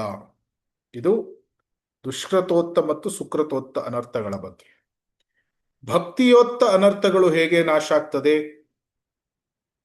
ಭಕ್ತಿಯೋತ್ತ ಅನರ್ಥಗಳು ಸಹ ಭಜನ ಕ್ರಿಯೆಯಲ್ಲಿ ಆಲ್ಮೋಸ್ಟ್ ಎಲ್ಲ ನಾಶವಾಗಿರ್ತದೆ. ಅದು ಕೂಡ ನಿಷ್ಠಾ ಸ್ಟೇಜಲ್ಲಿ ಕೂಡ ಅದು ಪೂರ್ಣವಾಗಿ ನಾಶ ಆಗ್ತದೆ. ಆದ್ರೆ ರುಚಿ, ಆಸಕ್ತಿಯಿಂದ ಒಂದು ಸ್ತರ ಕೆಳಗೆ, ರುಚಿಯಲ್ಲೇ ಅದು ಆತ್ಯಂತಿಕ ಅಂದ್ರೆ ಸಂಪೂರ್ಣವಾಗಿ ನಾಶ ಆಗ್ತದೆ. ಅಂದ್ರೆ ಒಬ್ಬನು ರುಚಿ ಸ್ತರವನ್ನು ತಲುಪಿದಾಗ ಅವನು ಮತ್ತೆ ಆ ಪೂಜಾ ಲಾಭ ಪ್ರತಿಷ್ಠದಿಂದ ಭಕ್ತಿಯ ಇದರಿಂದ ಸಿಗುವಂತಹ ಅನರ್ಥಗಳು ಏನಿದೆ ಅದನ್ನು ಮಾಡುವುದಿಲ್ಲ.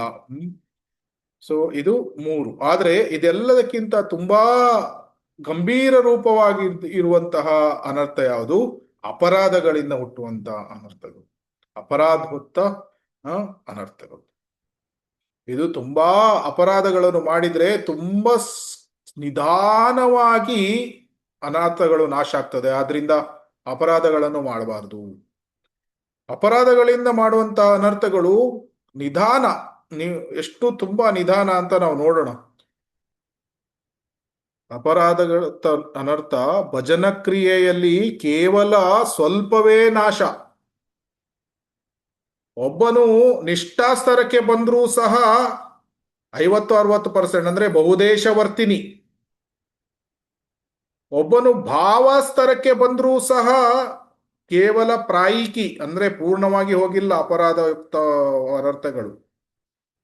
ಪ್ರೇಮ ಸ್ತರಕ್ಕೆ ಬಂದರೂ ಕೂಡ ಪೂರ್ಣ ಅಷ್ಟೇ, ಮತ್ತೆ ಅವನು ಅಪರಾಧಗಳನ್ನು ಮಾಡುವಂತಹ ಸಾಧ್ಯತೆಗಳು ಇದೆ. ಕೇವಲ ಅದು ಆತ್ಯಂತಿಕ ಯಾವಾಗ ಆಗ್ತದೆ? ಒಬ್ಬನಿಗೆ ಆಧ್ಯಾತ್ಮಿಕ ದೇಹ ಸಿಕ್ಕಿದಾಗ, ಅಂದ್ರೆ ಒಬ್ಬನು ಆಧ್ಯಾತ್ಮಿಕ ಲೋಕಕ್ಕೆ ಹೋದಾಗ. ಆದ್ರಿಂದ ಅಪರಾಧಗಳ ಗಂಭೀರತೆ ಇದನ್ನು ನಾವು ಅರ್ಥ ಮಾಡ್ಕೊಳ್ಬಹುದು. ಅದಕ್ಕೆ ಅದನ್ನು ವೈಷ್ಣವ ಅಪರಾಧವನ್ನು ಹಾತಿಮಾತ ಅಪರಾಧ ಅಂತ ಹೇಳ್ತಾರೆ. ಯಾತಕ್ಕಾಗಿ ಅಂದ್ರೆ ಆ ಅಪರಾಧ ಏನಿದೆ ಪ್ರೇಮ ಸ್ತರದಲ್ಲೂ ಅದರದ್ದು ಪೂರ್ಣವಾಗಿ ಹೋದ್ರೂ ಸಹ ಮತ್ತೆ ಮಾಡುವಂತಹ ಸಾಧ್ಯತೆಗಳು ಇದೆ. ಆದ್ರಿಂದ ನಾವು ತುಂಬಾ ಜಾಗರೂಕತೆಯಿಂದ ಇರಬೇಕು. ಯಾವುದೇ ಅಪರಾಧಗಳನ್ನು ಮಾಡಬೇಕಾದ್ರೆ ಅದನ್ನು ಮಾಡಲೇಬಾರದು. ಎಸ್ಪೆಷಲಿ ವೈಷ್ಣವ ಅಪರಾಧಗಳನ್ನಂತೂ ಮಾಡಲೇಬಾರದು. ಸೊ ಆದ್ರಿಂದ ನಾವು ಅಪರಾಧೋತ್ತ ಅನರ್ಥಗಳ ಎಷ್ಟು ಸೀರಿಯಸ್, ಎಷ್ಟು ಅದು ಡೇಂಜರ್ ಇದೆ, ಅದು ನಮ್ಗೆ ಅದು ನಮ್ಮ ಮನಸ್ಸಿನಲ್ಲಿ ಕೂತಿರ್ಬೇಕು. ಸೊ ಅದರಿಂದ ಅಪರಾಧಗಳನ್ನು ನಾವು ಮಾಡಬಾರ್ದು. ಈಗ ನಾವು 3 ಇದನ್ನು ನೋಡಿದ್ವಿ: ಅಪರಾಧ, ಅನರ್ಥ, ಅವಿದ್ಯೆ. ಯಾರಾದ್ರೂ ಇದು 2 ಓದಿ. ನಾಮಾಪರಾಧ, ನಾಮಾಭಾಸ. ಹರೇ ಕೃಷ್ಣ. ಹರೇ ಕೃಷ್ಣ ಪ್ರಭುಜಿ. ಹರೇ ಕೃಷ್ಣ. ನಾಮ ಅಪರಾಧ ಹೆಚ್ಚು ಇದೆ. ಅಲ್ಲ, ಇದು ಈ ರೀತಿ ಓದಿ: ನಾಮ ಅಪರಾಧ, ಅಪರಾಧ ಹೆಚ್ಚು ಇದೆ, ಅನರ್ಥ ಹೆಚ್ಚು ಇದೆ. ಆ ರೀತಿ ಓದಿ. ನಾಮ ಅಪರಾಧ ಹೆಚ್ಚು ಇದೆ, ಸ್ವಲ್ಪ ಇದೆ, ಇಂದಿನದು ಗಣನೀಯ ಇದೆ, ಹೆಚ್ಚು ಅಲ್ಲ ಇದೆ, ಅದಲ್ಲ ಬಹಳ ಅಲ್ಲ ಆ ರೀತಿ ಅಲ್ಲ. ಈಗ ಹ. ನಾವು ಏನನ್ನು ನೋಡ್ತಾ ಇದ್ದೇವೆ ಅಂದ್ರೆ, ಯಾವ ತರ ನಾಮ ಓದ್ಬೋದಾ? ಅಪರಾಧದಲ್ಲಿ ಅಪರಾಧ ಎಷ್ಟಿದೆ, ಅನರ್ಥ ಎಷ್ಟಿದೆ, ಅವಿದ್ಯೆ ಎಷ್ಟಿದೆ ಅಂತ ಆ ರೀತಿಯಲ್ಲಿ ನೋಡ್ತಾ ಇದ್ದೇವೆ. ಅದರಿಂದ ಈ ರೀತಿ ಓದ್ಬೇಕಾದ್ರೆ ನಾಮ ಅಪರಾಧ, ಅದರಲ್ಲಿ ಅಪರಾಧ ಹೆಚ್ಚಾಗಿ ಇದೆ, ಹೆಚ್ಚು ಇದೆ, ಅನರ್ಥ ಕೂಡ ಹೆಚ್ಚು ಇದೆ, ಅವಿದ್ಯೆ ಕೂಡ ಹೆಚ್ಚು ಇದೆ, ಆ ರೀತಿ. ಹ. ನಾಮಭಾಸ ಅಪರಾಧ ಸ್ವಲ್ಪ ಇದೆ, ಇಂದಿನದು ಗಣನೀಯವಾಗಿದೆ, ಅನರ್ಥ ಬಹಳ ಅಲ್ಪ, ಅವಿದ್ಯೆ ಗಣನೀಯವಾಗಿ ಇದೆ. ಶುದ್ಧ ನಾಮ ಅಪರಾಧ ಈಗ ಇಲ್ಲ, ಇಂದಿನದು ಸ್ವಲ್ಪ ಇದೆ, ಅನರ್ಥ ಇಲ್ಲ, ಅವಿದ್ಯೆ ಸ್ವಲ್ಪ ಇದೆ. ನಾಮ ಅಪರಾಧ ಈಗ ಇಲ್ಲ, ಇಂದಿನದು ಬಹಳ ಅಲ್ಪ, ಅನರ್ಥ ಸ್ವಲ್ಪವೂ ಇಲ್ಲ. ಕೇಳಿಸ್ತಾ ಇಲ್ಲ? ಓಕೆ, ಯಾರಿಗೆ ಕೇಳಿಸ್ತಾ ಇದೆಯಾ ಅಥವಾ ನನ್ಗೆ ಮಾತ್ರ ಕೇಳಿಸ್ತಾ ಇದ್ದೀನಿ? ಹರೇ ಕೃಷ್ಣ. ಇಲ್ಲ ಪ್ರಭು, ಕೇಳಿಸ್ತಾ ಇಲ್ಲ. ಓಕೆ. ಭಾವನಾಮ ಅವಿದ್ಯೆ ಇಲ್ಲ, ಆಮೇಲೆ ಪ್ರೇಮನಾಮ ಅಪರಾಧ ಇಲ್ಲ, ಅನರ್ಥ ಸ್ವಲ್ಪವೂ ಇಲ್ಲ, ಅವಿದ್ಯೆ ಸ್ವಲ್ಪವೂ ಇಲ್ಲ. ಇಲ್ಲಿ ನಾವು ನೋಡ್ಬೋದು, ಪ್ರೇಮನಾಮ ಸ್ತರಕ್ಕೆ ಬಂದಾಗ್ಲೂ ಸಹ ಅಪರಾಧದ ಆತ್ಯಂತಿಕೆ ಆಗಿರುವುದಿಲ್ಲ, ಅದರಿಂದ ಅದು ಸಂಪೂರ್ಣ ಆತ್ಯಂತಿಕೆ ಆಗಿರುವುದಿಲ್ಲ. ಸೊ ಇಲ್ಲಿ ಏನನ್ನು ನೋಡ್ತೇವಂದ್ರೆ, ನಾಮ ಅಪರಾಧ ಸ್ತರದಲ್ಲಿ ನಾವು ಜಪ ಮಾಡಬೇಕಾದ್ರೆ ಅಪರಾಧಗಳನ್ನು ಮಾಡ್ತಾ ಇರ್ತೇವೆ, ಅನರ್ಥಗಳು ಹೆಚ್ಚು ಇದೆ, ಅವಿದ್ಯೆ ಕೂಡ ಹೆಚ್ಚು ಇದೆ. ಆದರೆ ನಾಮಾಪರಾಧದಿಂದ ನಾಮಭಾಸ ಸ್ತರ ಬರಬೇಕಾದ್ರೆ ಅಪರಾಧ ಸ್ವಲ್ಪವೇ ಇರ್ತದೆ. ಮತ್ತೆ ಹಿಂದಿನ ಫಲಗಳು ಏನಿದೆ, ಹಿಂದಿನ ಜನ್ಮದಲ್ಲಿ ಮಾಡಿರಬಹುದು, ಅಥವಾ ಹಿಂದಿನ ನಾವು ಅಂದ್ರೆ ಹಿಂದಿನ ವರ್ಷಗಳಲ್ಲಿ ಮಾಡಿರಬಹುದು, ಅಥವಾ ಹಿಂದಿನ ಜನ್ಮಾಂತರಗಳಲ್ಲಿ ಹಿಂದಿನದು ಮಾಡಿದ್ದು, ಅದು ಗಣನೀಯವಾಗಿ ಇರ್ತದೆ ಯಾವುದು ನಾಮಾಭಾಸ ಸ್ತರದಲ್ಲಿ. ಅನರ್ಥ ಏನಿದೆ ಬಹಳ ಅಲ್ಪ. ಅವಿದ್ಯೆ ಗಣನೀಯವಾಗಿ ಇದೆ. ಆದರೆ ಒಬ್ಬನು ಇದು ಮೂರನ್ನು ನಾವು ಸರಿಯಾಗಿ ನೋಡಿದಾಗ ಇದರಲ್ಲಿ ಹೆಚ್ಚು ವ್ಯತ್ಯಾಸ ಇಲ್ಲ. ಇಲ್ಲಿ ನೋಡಿ, ಇಲ್ಲ ಸ್ವಲ್ಪವೂ ಇಲ್ಲ, ಸ್ವಲ್ಪವೂ ಇಲ್ಲ, ಅಂದ್ರೆ ಸ್ವಲ್ಪ ಸ್ವಲ್ಪ ವ್ಯತ್ಯಾಸ ಇದೆ. ಆದ್ರಿಂದ ಕೆಲವರು ಏನ್ ಹೇಳ್ತಾರೆ, ಶುದ್ಧ ನಾಮ ಇದನ್ನ ಮೂರನ್ನು ಒಂದೇ ಆಗಿ ಶುದ್ಧ ನಾಮ ಅಂತ ಹೇಳಿಬಿಡ್ತಾರೆ, ಯಾಕಂದ್ರೆ ಹೆಚ್ಚು ವ್ಯತ್ಯಾಸ ಇಲ್ಲ. ಇಲ್ಲಿ ನೋಡಿ, ಸ್ವಲ್ಪ ಇದೆ, ಬಹಳ ಅಲ್ಪ, ಸ್ವಲ್ಪ ಅಲ್ಪ, ಅಂದ್ರೆ ಬಹಳ ಅಲ್ಪ, ಅದರಿಂದ ಹೆಚ್ಚು ವ್ಯತ್ಯಾಸ ಇಲ್ಲ. ಅದರಿಂದ ಯಾವಾಗ ಒಬ್ಬನು ಶುದ್ಧ ನಾಮ ಸ್ತರಕ್ಕೆ ಬರ್ತಾನೆ, ಅವನು ಭಾವನಾಮ ಪ್ರೇಮನಾಮಕ್ಕೆ ಬಹುಬೇಗ ಏರಿ ಬಿಡ್ಬೋದು. ಸೊ ನಾವು ಭಕ್ತಿ ರಸಾಮೃತ ಸಿಂಧುವಿನಲ್ಲಿ ಆ ಪರ್ವತದ ಉದಾಹರಣೆಯನ್ನು ನೋಡಿದ್ವಿ. ಹೀಗೆ ಮೇಲೆ ಏರ್ಬೇಕಾದ್ರೆ ತುಂಬಾ ಕಷ್ಟ, ಅಂದ್ರೆ ಮೇಲೆ ತುದಿ ಏರುವ ತನಕ ಮಾತ್ರ ಪರ್ವತವನ್ನು ದಾಟಬೇಕಾದ್ರೆ. ಆದ್ರೆ ಡೌನ್ ಅಲ್ಲಿ ಹೋಗ್ಬೇಕಾದ್ರೆ ತುಂಬಾ ಫಾಸ್ಟ್ ಆಗಿ ಸೈಕಲ್ ಅಲ್ಲಿ ಹೋಗಿ ಬಿಡುವುದು. ಅದೇ ರೀತಿ ಶುದ್ಧನಾಮ ತಲುಪಿಬಿಟ್ರೆ ಭಾವನಾಮ ಪ್ರೇಮನಾಮ ಬಹುಬೇಗ ಗುರಿಯನ್ನು ತಲುಪಿಬಿಡಬಹುದು. ಸೊ ನಾಮಾಭಾಸ ಸ್ತರದಲ್ಲಿ ಈಗ ಸ್ವಲ್ಪ ಇದೆ, ಹಿಂದಿನದ್ದು ಗಣನೀಯವಾಗಿದೆ. ಆದರೆ ಶುದ್ಧನಾಮ ಸ್ತರದಲ್ಲಿ ಈಗ ಅಪರಾಧಗಳು ಆಗ್ತಾ ಇರುವುದಿಲ್ಲ. ಹಿಂದೆ ಮಾಡಿರುವಂತಹ ಅಪರಾಧಗಳ ಫಲ ಸ್ವಲ್ಪ ಇರ್ತದೆ. ಭಾವನಾಮದಲ್ಲಿ ಬಹಳ ಅಲ್ಪ. ಅಲ್ಪ ಅಂದ್ರೆ ನಮ್ಮ ಜಡಭರತನಿಗೆ ಹೇಗೆ ಜಿಂಕೆ ಆಕರ್ಷಿತನಾದ ಅಂತಹ ಸಣ್ಣ ಸಣ್ಣ, ಅದು ಸಹ ಭಗವಂತನ ಮೇಲ್ವಿಚಾರಣೆಯಲ್ಲಿ ಭಗವಂತನ ಇಚ್ಛೆ ಪ್ರಕಾರ ಇವನು ಪತನ ಹೊಂದಬಹುದೇ ಹೊರತು ಇಲ್ಲದಿದ್ರೆ ಅದು ಆ ಅಪರಾಧಗಳು ಅಷ್ಟೊಂದು ಆ ಭಾವಭಕ್ತನನ್ನು ತೊಂದರೆ ಕೊಡುವುದಿಲ್ಲ. ಅಂದ್ರೆ ಆಲ್ಮೋಸ್ಟ್ ಇಲ್ವೇ ಇಲ್ಲ ಅಂತ ಹೇಳ್ಬೋದು, ಇದ್ರೂ 1%, ಆ ರೀತಿ 1-2%. ಪ್ರೇಮನಾಮದಲ್ಲಿ ಅಪರಾಧ ಈಗನೂ ಇಲ್ಲ, ಹಿಂದಿನದ್ದು ಸಹ ಯಾವುದೇ ಫಲಗಳು ಸಹ ಇಲ್ಲ. ಆದರೆ ಅಪರಾಧ ಮಾಡುವಂತಹ ಸಾಧ್ಯತೆಗಳು ಸಂಪೂರ್ಣವಾಗಿ ಹೋಗಿರುವುದಿಲ್ಲ, ಅಪರಾಧ ಮಾಡುವಂತಹ ಸಾಧ್ಯತೆಗಳು ಇರ್ತದೆ. ಆದ್ರಿಂದ ಒಬ್ನು ತುಂಬಾ ಪ್ರೇಮ ಸ್ತರವನ್ನು ತಲುಪಿದ್ರೂ ಸಹ ತುಂಬಾ ಜಾಗರೂಕತನಾಗಿ ಇರಬೇಕು. ಯಾಕಂದ್ರೆ ಮಾಯಾ ಅವನಿಗೆ ಅಪರಾಧಗಳನ್ನು ಮಾಡಿಸ್ಲಿಕ್ಕೆ ಪ್ರಯತ್ನವನ್ನು ಮಾಡ್ತಾ ಇರ್ತಾರೆ. One should be very very careful. ಅನರ್ಥಗಳನ್ನು ನೋಡಿದ್ರೆ ಶುದ್ಧನಾಮ ಮಾಡಬೇಕಾದ್ರೇನೆ ಅನರ್ಥ ಪೂರ್ಣವಾಗಿ ಆಲ್ಮೋಸ್ಟ್ ಹೋಗ್ತದೆ. ಭಾವದಲ್ಲಿ ಸ್ವಲ್ಪವೂ ಇಲ್ಲ, ಪ್ರೇಮದಲ್ಲಂತೂ ಇಲ್ಲ, ಸ್ವಲ್ಪನೂ ಇಲ್ಲ. ಅವಿದ್ಯೆ ಕೂಡ ಭಾವದಲ್ಲಿ ಅವಿದ್ಯೆ ಪೂರ್ಣವಾಗಿ ಇರಲ್ಲ, ಆದರೆ ಅದು ಆತ್ಯಂತಿಕಿ ಅಂದ್ರೆ ಸಂಪೂರ್ಣವಾಗಿ ಇಲ್ಲದೆ ಇರಲಿಕ್ಕೆ ಪ್ರೇಮ ಸ್ತರದಲ್ಲಿ ಅವಿದ್ಯೆ ಸ್ವಲ್ಪನೂ ಇರಲ್ಲ. ಅದರಿಂದ ದಿವ್ಯಜ್ಞಾನ ಹೃದಯ ಪ್ರಕಾಶಿತೋ ಅಂತ ಬೆಳಿಗ್ಗೆ ನಾವು ಗುರುವಂದನ ಶಿಲ ಪ್ರಭುಪಾದರಿಗೆ ಗುರುವಂದನ ಆಡ್ಬೇಕಾದ್ರೆ ಹೇಳ್ತೀವಿ, ತತ್ ಚಕ್ಷುದಾನ್ ದಿಲೋಜೆ ಜನ್ಮೆ ಜನ್ಮೆ ಪ್ರಭು ಸೇ ದಿವ್ಯಜ್ಞಾನ್ ಹೃದಯ ಪ್ರಕಾಶಿತೋ. ಸೊ ಅದು ಪ್ರೇಮ ಸ್ತರದಲ್ಲಿ ದಿವ್ಯಜ್ಞಾನ ಹೃದಯದಲ್ಲಿ ಪ್ರಕಾಶಿತವಾಗ್ತದೆ. ಸೊ ಇದು ನಮ್ಗೆ ಈ 3 ಲೈನ್ಗಳನ್ನು ನೋಡ್ಬೇಕಾದ್ರೆ ನಮ್ಗೆ ಗೊತ್ತಾಗ್ತದೆ ಏನು, ಶುದ್ಧನಾಮ, ಭಾವನಾಮ, ಪ್ರೇಮನಾಮ ಹೆಚ್ಚು ವ್ಯತ್ಯಾಸ ಇಲ್ಲ. ಶುದ್ಧನಾಮವನ್ನು ತಲುಪಿದ ತಕ್ಷಣ ಕ್ರಮೇಣ ಭಾವನಾಮ, ಪ್ರೇಮನಾಮಕ್ಕೆ ಹೆಚ್ಚು ಸಮಯ ಬೇಕಾಗುವುದಿಲ್ಲ. ಭಗವಂತನ ಕೃಪೆ, ಇದು 3 ಜಪ ಮಾಡಬೇಕಾದ್ರೆ ಶುದ್ಧನಾಮ, ಭಾವನಾಮ, ಪ್ರೇಮನಾಮ, ಭಗವಂತನ ಕೃಪೆ ಅಥವಾ ಶುದ್ಧ ಭಕ್ತನ ಕೃಪೆ ಬೇಕೇ ಬೇಕು. ಇದನ್ನು ನೆನ್ಪಿಟ್ಕೊಳ್ಬೇಕು. ನಾವು ನಮ್ಮದೇ ಪ್ರಯತ್ನದಿಂದ ನಾಮಾಭಾಸ ಸ್ತರದ ತನಕ ಹೋಗ್ಬೋದು, ಅಂದ್ರೆ ಅದು ಕೂಡ ಕೃಪೆಯಿಂದಾನೇ ಆಗ್ತಾ ಇರ್ತದೆ. ಆದ್ರೆ ನಾಮಾಭಾಸ ಸ್ತರದ ತನಕ ನಾವು ಪ್ರಯತ್ನ ಮಾಡಿ ಅಪರಾಧಗಳನ್ನು ಮಾಡದೇ ಇರಲಿಕ್ಕೆ ಪ್ರಯತ್ನವನ್ನೆಲ್ಲ ನಾವು ಮಾಡ್ತಾ ಇರಬಹುದು. ಆದ್ರೆ ಶುದ್ಧನಾಮ, ಭಾವನಾಮ, ಪ್ರೇಮನಾಮವನ್ನು ನಾವು ಜಪ ಮಾಡಬೇಕಾದ್ರೆ ಭಗವಂತನ ಕೃಪೆ ಬೇಕು ಅಥವಾ ಭಗವಂತನ ಶುದ್ಧ ಭಕ್ತನ ಕೃಪೆ ಬೇಕು. ಇಲ್ಲದಿದ್ರೆ ನಾವು ಶುದ್ಧ ನಾಮವನ್ನು ಜಪ ಮಾಡಲಿಕ್ಕೆ ಸಾಧ್ಯ ಆಗುವುದಿಲ್ಲ. ಇದನ್ನು ನಾವು ತುಂಬಾ ವಿಸ್ತಾರವಾಗಿ ಮುಂದಿನ ಕ್ಲಾಸ್ಗಳಲ್ಲಿ ನೋಡ್ತೇವೆ, ಹಂತ ಹಂತವಾಗಿ. ಆದ್ರೆ ಒಂದು ರಿಕ್ವೆಸ್ಟ್ ಏನು ಅಂದ್ರೆ, ದಯವಿಟ್ಟು ಈ ಅಪರಾಧ, ಅನರ್ಥ, ವಿದ್ಯೆ ಇದೆಲ್ಲ ಯಾವ ಸ್ತರದಲ್ಲಿ, ಅಥವಾ ಈ ಏಕದೇಶವರ್ತಿನಿ, ಇದನ್ನೆಲ್ಲ ಸಾಧ್ಯವಾದಷ್ಟು ನೆನ್ಪಿಟ್ಕೊಳ್ಳಿಕ್ಕೆ ಪ್ರಯತ್ನ ಮಾಡ್ಬೋದು.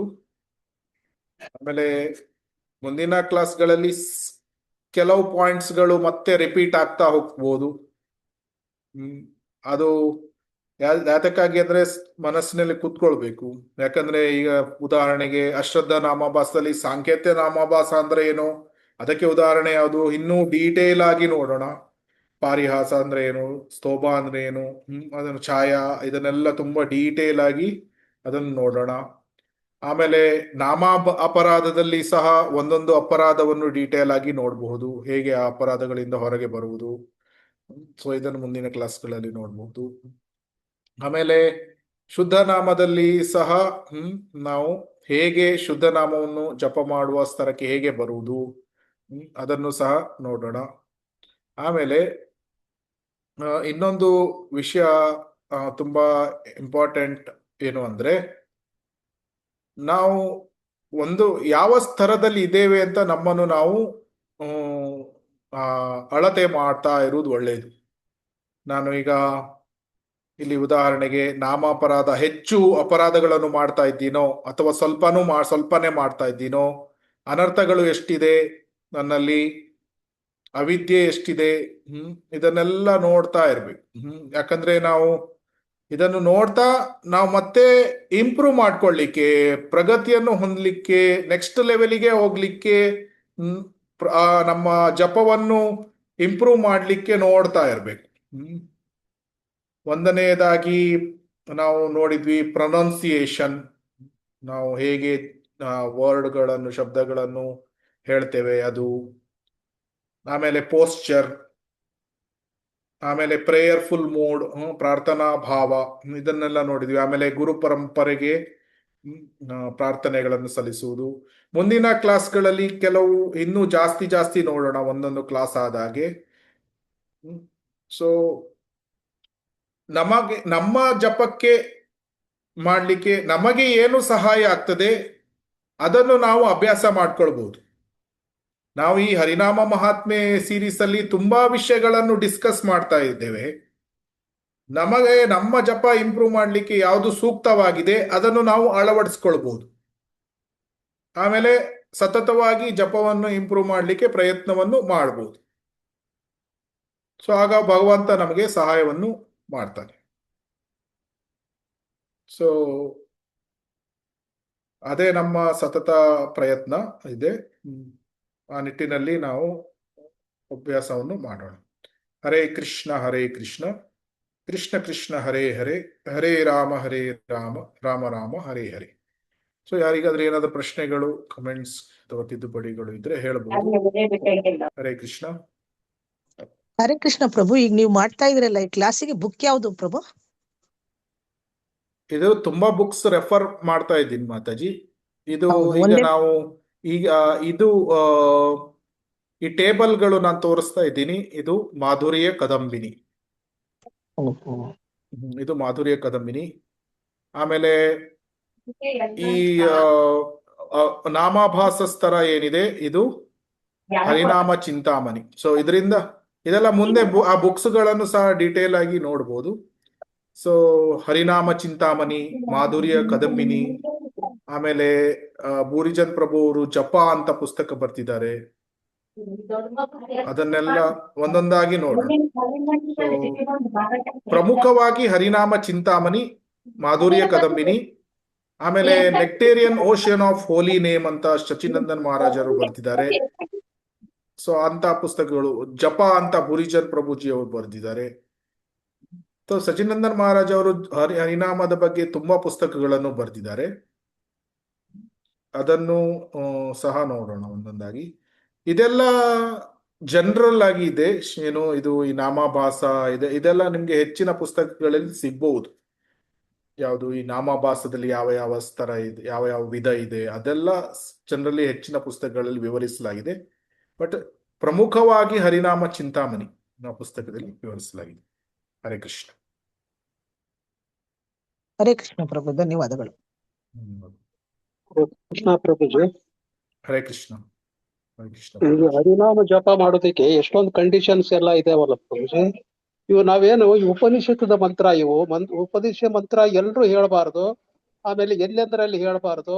ಅದಕ್ಕೆ ಬಹಳ ಪ್ರೊಸೀಜರ್ ಇದೆ. ಈಗ ನಾವ್ ಹೆಂಗ್ ಇಸ್ಕಾನ್ ಅಲ್ಲಿ ಮಾಡ್ತೀರಿ ನೀವು, ಒಂದು ಏನು ನಾಮ ಜಪ ಮಾಡ್ಬೇಕಾದ್ರೆ ಶುಚಿತರಾಗಿರ್ಬೇಕು, 4 ನಿಯಮ ಪಾಲನೆ ಮಾಡ್ಬೇಕು, ಆಮೇಲೆ ನಾಮಧಾರಣೆ ಮಾಡ್ಕೊಳ್ಬೇಕು.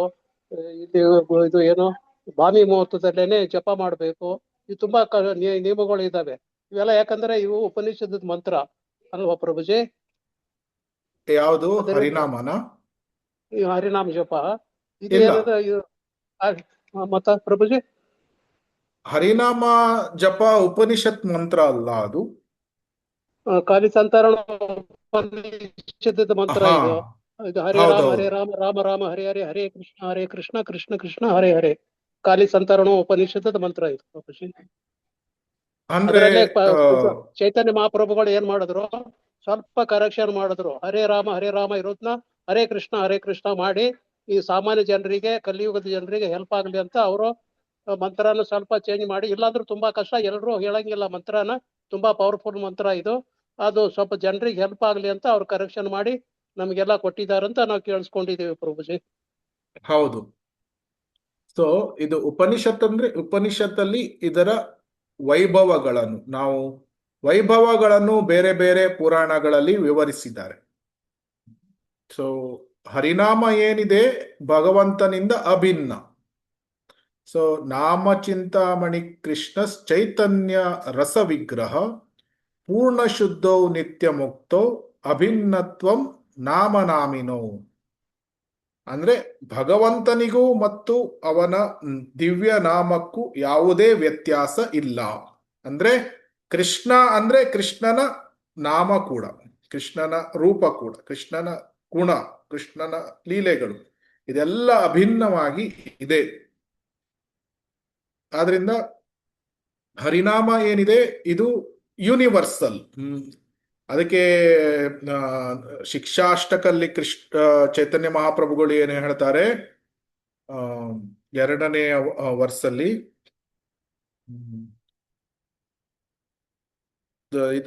ಎರಡನೇ ವರ್ಷ ಶಿಕ್ಷಾಷ್ಟಕಂ ನೆನಪಾಗ್ತಾ ಇಲ್ಲ ಯಾವ್ದದು. ಆ ದುರ್ದೈವ ಮೀದೃಶ ಮಿಹಾಜನಿ ಅನುರಾಗ. ಸೊ ನಿನಗೆ ಕೃಷ್ಣ ಗೋವಿಂದ ಅಂತ ಮಿಲಿಯಗಟ್ಟಲೆ ಹೆಸರುಗಳು ಇದೆ. ಅದರಲ್ಲಿ ಗೋವಿಂದ ಮತ್ತೆ ಕೃಷ್ಣ ಅಂತ. ಆದ್ರೆ ನನಗೆ ಅದರ ಬಗ್ಗೆ ಅನುರಾಗ ಇಲ್ಲ ಅಂತ. ಅದರಲ್ಲಿ ಏನು ಹೇಳ್ತಾರೆ ಅಂದ್ರೆ ಕೃಷ್ಣನ ಹೇಗೆ ವಿಸ್ತೃತ ರೂಪ ಇದೆ ಅದೇ ರೀತಿ ಹರಿನಾಮ ಕೂಡ ಅನಂತವಾಗಿ ಇದೆ.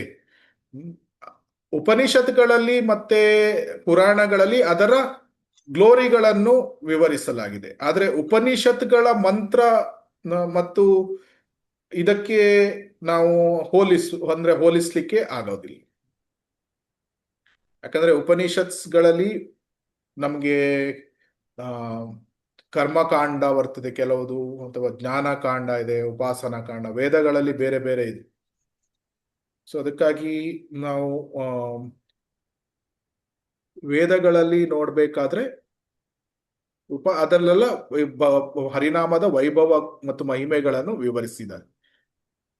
ಆದರೆ ಹರೇ ಕೃಷ್ಣ ಮಹಾಮಂತ್ರ ಕೃಷ್ಣನಿಂದ ಅಭಿನ್ನ ಆಗಿರುವುದರಿಂದ ಯಾವುದೇ ರೂಲ್ಸ್ ರೆಗ್ಯುಲೇಷನ್ಸ್ಗಳು ಇಲ್ಲ. ಯಾವುದೇ ಸಮಯದಲ್ಲಿ ಜಪ ಮಾಡಬಹುದು, ಯಾರು ಬೇಕಾದ್ರೂ ಮಾಡಬಹುದು. ಸೊ ಎಲ್ಲಿ ಬೇಕಾದ್ರೂ ಮಾಡಬಹುದು, ಮಲ್ಕೊಂಡು ಮಾಡಬಹುದು, ಟಾಯ್ಲೆಟ್ ಅಲ್ಲಿ ಮಾಡಬಹುದು, ಈ ರೀತಿ ಹೇಳ್ತಾರೆ. ಸೊ ಅದು ಕೂಡ ಕರೆಕ್ಟ್ ಆಗಿ ಇದೆ. ನಾವು ನಾಮ ಅಂದ್ರೆ ಭಗವಂತನೇ ಅಲ್ವಾ. ಸೊ ಅಂದ್ರೆ ಭಗವಂತನನ್ನು ಪ್ರಸನ್ನಗೊಳಿಸ್ಬೇಕು. ಸೊ ಪ್ರಸನ್ನಗೊಳಿಸ್ಬೇಕಾದ್ರೆ ನಾವು ನಾಮ ತತ್ವವನ್ನು ಸರಿಯಾಗಿ ಅರ್ಥ ಮಾಡ್ಕೊಳ್ಬೇಕು. ಅಂದ್ರೆ ಭಗವಂತನಿಗೆ ಯಾವುದು ಇಷ್ಟ ಆಗ್ತದೆ. ಈಗ ನೀವು ಅನಂತ ಕುಲಕರ್ಣಿ ಪ್ರಭುಜಿಗಳು ಇದ್ದಾರೆ. ನಾನು ಈಗ ಅನಂತ ಕುಲಕರ್ಣಿ ಪ್ರಭುಜಿಗಳು ಅಂದ್ರೆ ನನಗೆ ಜಾಸ್ತಿ ಏನು ಅವರ ಬಗ್ಗೆ ಗೊತ್ತಿಲ್ಲ. ಆದ್ರೆ ನನಗೆ ಅನಂತ ಪ್ರಭುಜಿಗಳ ಹತ್ರ ತುಂಬಾ ಒಂದು ಆಪ್ತವಾದ ಮಿತ್ರತ್ವವನ್ನು ಬೆಳೆಸಿ ತುಂಬಾ ಅವರಿಗೆ ಪ್ರೀತಿ ಮಾಡಬೇಕು ಅಂತ ಒಂದು ಆಸೆ ಹುಟ್ಟಿದ್ರೆ ನಾನೇನ್ ಮಾಡ್ತೀನಿ, ಅನಂತ ಪ್ರಭುಜಿಗಳು ಎಲ್ಲಿ ಹುಟ್ಟಿದ್ರು, ಅವರು ಏನ್ ಮಾಡ್ತಾ ಇದ್ದಾರೆ, ಅವರು ಹೇಗೆ ಇದ್ದಾರೆ, ನೋಡ್ಲಿಕ್ಕೆ ಹೇಗಿದ್ದಾರೆ, ಅವರ ತಂದೆ ತಾಯಿಗಳು ಯಾರು, ಈ ರೀತಿ ಎಲ್ಲ ಡೀಟೇಲ್ಸ್ ಮಾಡಲ್ವಾ ಯಾರ ಹತ್ರ ಫ್ರೆಂಡ್ಶಿಪ್ ಗಳನ್ನು ಬೆಳೆಸ್ಬೇಕಾದ್ರೆ. ಆಮೇಲೆ ಕ್ರಮೇಣವಾಗಿ ಪ್ರೀತಿ ಜಾಸ್ತಿ ಆಗ್ತಾ ಹೋಗ್ತದೆ. ಒಂದು ಹಂತ ಬರಬಹುದು ತುಂಬಾ ಗಾಢವಾದ ಪ್ರೀತಿ. ಸೊ ಅದೇ ರೀತಿ ನಮ್ದು ಮತ್ತು ಭಗವಂತನ ನಡುವೆ ಇರುವಂತಹ ಸಂಬಂಧ. ಈಗ ಕೃಷ್ಣ ಗೋಲೋಕದಲ್ಲಿದ್ದಾನೆ, ನಾವು ನಮ್ಮಷ್ಟಕ್ಕೆ ಜೀವನ ಮಾಡ್ತಾ ಇದ್ದೇವೆ. ಆ ಪ್ರೀತಿ ಪ್ರೇಮ ಹುಟ್ಟಬೇಕಾದ್ರೆ ಮೊದಲು ಕೃಷ್ಣನ ಬಗ್ಗೆ ತತ್ವಗಳನ್ನು ಅರ್ಥ ಮಾಡ್ಕೊಳ್ಬೇಕು. ಕೃಷ್ಣ ಅಂದ್ರೆ ಏನು, ಅವನ ತಂದೆ ತಾಯಿಗಳು ಯಾರು, ಕೃಷ್ಣನ ಫ್ಯಾಮಿಲಿ ಅಂದ್ರೆ ಅವನು ಎಲ್ಲಿ ಇರ್ತಾನೆ, ಅವನ ಗುಣಗಳು ಹೇಗಿದೆ, ಅವನು ಸಿಟ್ಟು ಮಾಡ್ಕೊಳ್ತಾನ ಅಥವಾ ಅವನು ಭಕ್ತವತ್ಸಲನೋ, ಈ ರೀತಿ ಅವನನ್ನು ಅರ್ಥ ಮಾಡ್ಕೊಳ್ಳೋದು, ಅವನು ಯಾವ ರೀತಿಯ ಚಟುವಟಿಕೆಗಳನ್ನು ಮಾಡ್ತಾನೆ, ಈ ರೀತಿ ನಾವು ಅರ್ಥ ಮಾಡ್ಕೊಂಡ ಹೋದ ಹಾಗೆ ಪ್ರೀತಿ ಪ್ರೇಮ ಕೂಡ ಗಾಢವಾಗ್ತಾ ಹೋಗ್ತದೆ. ಅದು ಹರಿನಾಮ ಅದಕ್ಕಾಗಿ ನಾವು ಹರಿನಾಮವನ್ನು ನಾವು ಮಾಡ್ತೇವೆ. ಯಾಕಂದ್ರೆ ಭಗವಂತನಿಗೂ ನಾಮಕ್ಕೂ ವ್ಯತ್ಯಾಸ ಇಲ್ಲ. ಸೊ ಅದರಿಂದ ಇದು ಉಪನಿಷತ್ಗಳಿಂದ ಬಂದಿಲ್ಲ. ನೀವು ಹೇಳಿದ್ದು ಕರೆಕ್ಟ್. ಏನು ಅಂದ್ರೆ ಉಪನಿಷತ್ಗಳಲ್ಲಿ ಹರೇ ರಾಮ ಅದನ್ನು ಹೇಳಿದ್ದಾರೆ. ಅದು ಚೈತನ್ಯ ಮಹಾಪ್ರಭುಗಳು ಅದನ್ನು ರಿವರ್ಸ್ ಮಾಡಿ ಎಲ್ಲ ಜನರಲ್ ಪೀಪಲ್ಗೆ ಕೊಟ್ರು. ಯಾಕಂದ್ರೆ ಹರೇ ರಾಮ ಮಂತ್ರ ಅದನ್ನು ಕೇವಲ ಬ್ರಾಹ್ಮಣರು ಹೇಳ್ಬಹುದು. ಸೊ ಆದ್ರೆ ಅದು ಬ್ರಾಹ್ಮಣರು ಹೇಳಲಿಕ್ಕೆ ಕಲವು ಶೂದ್ರ ಸಂಭವ. ಸೊ ಎಲ್ಲರೂ ಕಲಿಯುಗದಲ್ಲಿ ಸ್ವಲ್ಪ ಕ್ವಾಲಿಟೀಸ್ಗಳು, ಬ್ರಾಹ್ಮಣಿಕಲ್ ಕ್ವಾಲಿಟೀಸ್ಗಳು ಕಡಿಮೆ ಆಗಿರೋದ್ರಿಂದ ಚೈತನ್ಯ ಮಹಾಪ್ರಭುಗಳು ಅದು ಹರೇ ಕೃಷ್ಣ ಮಹಾಮಂತ್ರ ಮಾಡಿ ಕೊಟ್ಟಿದ್ದಾರೆ. ಆಮೇಲೆ ನಮ್ಗೆ ಪ್ರಭುಪಾದರು ಬರ್ದಿದ್ದಾರೆ ನೋಡಿ, ಭಗವದ್ಗೀತೆನಲ್ಲೇ ಬರ್ದಿದ್ದಾರೆ. ನೀವು ಜಪ ಮಾಡ್ಬೇಕಾದ್ರೆ ಕೂತ್ಕೊಳ್ಳೋ ಸ್ಥಾನನು ಹೈಟನ್ನು ಇರಬಾರ್ದು, ಕಡಿಮೆ ಹೈಟ್ ಇರಬಾರ್ದು, ಮೀಡಿಯಂ ಹೈಟ್ ಅಲ್ಲಿ ಇರಬೇಕು, ದರ್ಬೆ ಮೇಲೆ ಕೂತ್ಕೋಬೇಕು. ಆಮೇಲೆ ಇದು ಚಿಗುರೆ ಚರ್ಮದವನ್ನು ಇದು ಹಾಸಿಗೆ ಮೇಲೆ ಕುತ್ಕೋಬೇಕು. ಅದಕ್ಕೆಲ್ಲ ತುಂಬಾ ನಿಯಮ ಇದೆ ಪ್ರಭುಜಿ. ಅದು ನಾವು ಜಪ ಮಾಡಂಗಿಲ್ಲ. ಆದ್ರೂ ಓಕೆ, ನಮ್ಮ ಚೈತನ್ಯ ಮಹಾಪ್ರಭುಗಳು ಸಮ್ ಕ್ಲಿಯರೆನ್ಸ್ ಕೊಟ್ಟಿದ್ದಕ್ಕೆ ನಾವು ಮಾಡ್ತಾ ಇದ್ದೀವಿ. ಆದ್ರೆ ನಾವು ನಿಂತ್ಕೊಂಡು ವಾಕ್ ಮಾಡುವಾಗ ಎಲ್ಲ ಮಾಡ್ತೀವಿ, ಹಂಗೆಲ್ಲ ಮಾಡಬಾರ್ದು. ಬಟ್ ಆಕ್ಚುಲಿ ಮಾಡ್ಬೇಕಾಗಿದ್ದು ಪ್ರಭುಪಾದರು ಬರೆದಿದ್ದಾರೆ ಕ್ಲಿಯರ್ ಆಗಿ. ಇದು ಭಗವದ್ಗೀತಾದಲ್ಲಿ ಕೂತ್ಕೊಳ್ಳೋ ಆಸನ ಕೂಡ ಹೈಟ್ನು ಜಾಸ್ತಿ ಇರಬಾರ್ದು, ಕಡಿಮೆ ಹೈಟ್ ಇರಬಾರ್ದು, ಮೀಡಿಯಂ ಹೈಟ್ ಅಲ್ಲಿ ಇರಬೇಕು, ದರ್ಬೆ ಮೇಲೆ ಕುತ್ಕೋಬೇಕು, ದರ್ಬೆ ಹಾಕಿಬಿಟ್ಟು ಅದ್ರ ಮೇಲೆ ಕುತ್ಕೋಬೇಕು, ಹಿಂಗೆಲ್ಲ ಬರ್ದಿದಾರಲ್ಲ ಪ್ರಭುಜಿ. ಅದು ಅಷ್ಟಾಂಗ ಯೋಗ ಅಭ್ಯಾಸ ಬರ್ದಿರೋದು. ಹಾ, ಅದು 6ನೇ ಅಧ್ಯಾಯದಲ್ಲಿ ಬರ್ತಿದೆ. ಅದು ಅಷ್ಟಾಂಗ ಯೋಗ. ಅಷ್ಟಾಂಗ ಯೋಗ ಪ್ರಭುಜಿ. ಬೇರೆ ಬೇರೆ ರೀತಿಯ ಯೋಗಗಳನ್ನು ಭಗವದ್ಗೀತೆಯಲ್ಲಿ ಕೃಷ್ಣ ಹೇಳ್ತಾನೆ. ಕರ್ಮಯೋಗ, ಧ್ಯಾನ ಯೋಗ, ಅಷ್ಟಾಂಗ ಯೋಗ, ಈ ರೀತಿ. ಹೌದೌದು. ಆದ್ರೆ ಅಧ್ಯಾಯ 7ರಿಂದ 12 ತನಕ ಭಕ್ತಿ ಯೋಗವನ್ನು ವಿವರಿಸ್ತಾನೆ.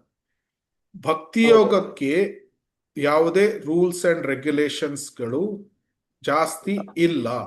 ಇದೆ ಸ್ವೈದಿ ಸಾಧನ ಭಕ್ತಿಯ ಪ್ರಕಾರ 4 ನಿಯಂತ್ರಕ ತತ್ವಗಳನ್ನು ಪಾಲಿಸುವುದು, ಕೆಲವು ರೂಲ್ಸ್ ಅಂಡ್ ರೆಗ್ಯುಲೇಷನ್ಸ್ಗಳು ಇದೆ. ಆದ್ರೆ ಅಷ್ಟಾಂಗ ಯೋಗದ ಪ್ರಕಾರ, ನೀವು ಹೇಳಿದ ಪ್ರಕಾರ ಹೈಟು ಜಾಸ್ತಿ ಇರಬಾರ್ದು, ಅದೆಲ್ಲ ಅಷ್ಟಾಂಗ ಯೋಗ ಅಭ್ಯಾಸ ಮಾಡ್ಲಿಕ್ಕೆ. ಭಕ್ತಿ ಯೋಗಕ್ಕೆ ಆ ರೀತಿ ಅಷ್ಟೊಂದು ರೂಲ್ಸ್ಗಳು ಇಲ್ಲ.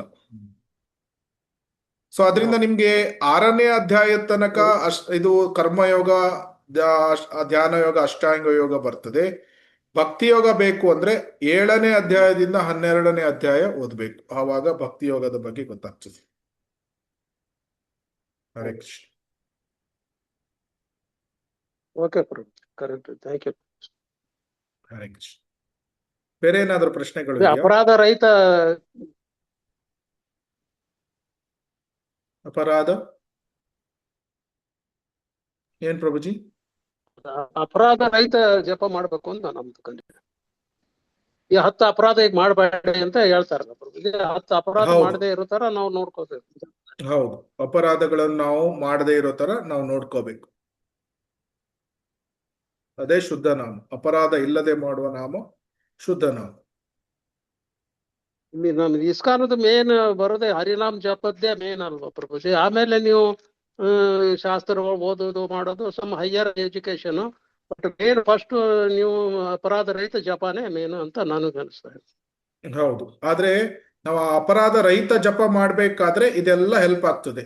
ನಾವು ಶ್ರೀಲ ಪ್ರಭುಪಾದರ ಪುಸ್ತಕ, ಅದಕ್ಕಾಗಿ ನಾವು ನೋಡಿರುವುದು ಶ್ರೀಮದ್ ಭಾಗವತವನ್ನು ಓದುವುದು ಹೇಗೆ ನಮಗೆ ಸಹಾಯ ಮಾಡ್ತದೆ ಅಂತ.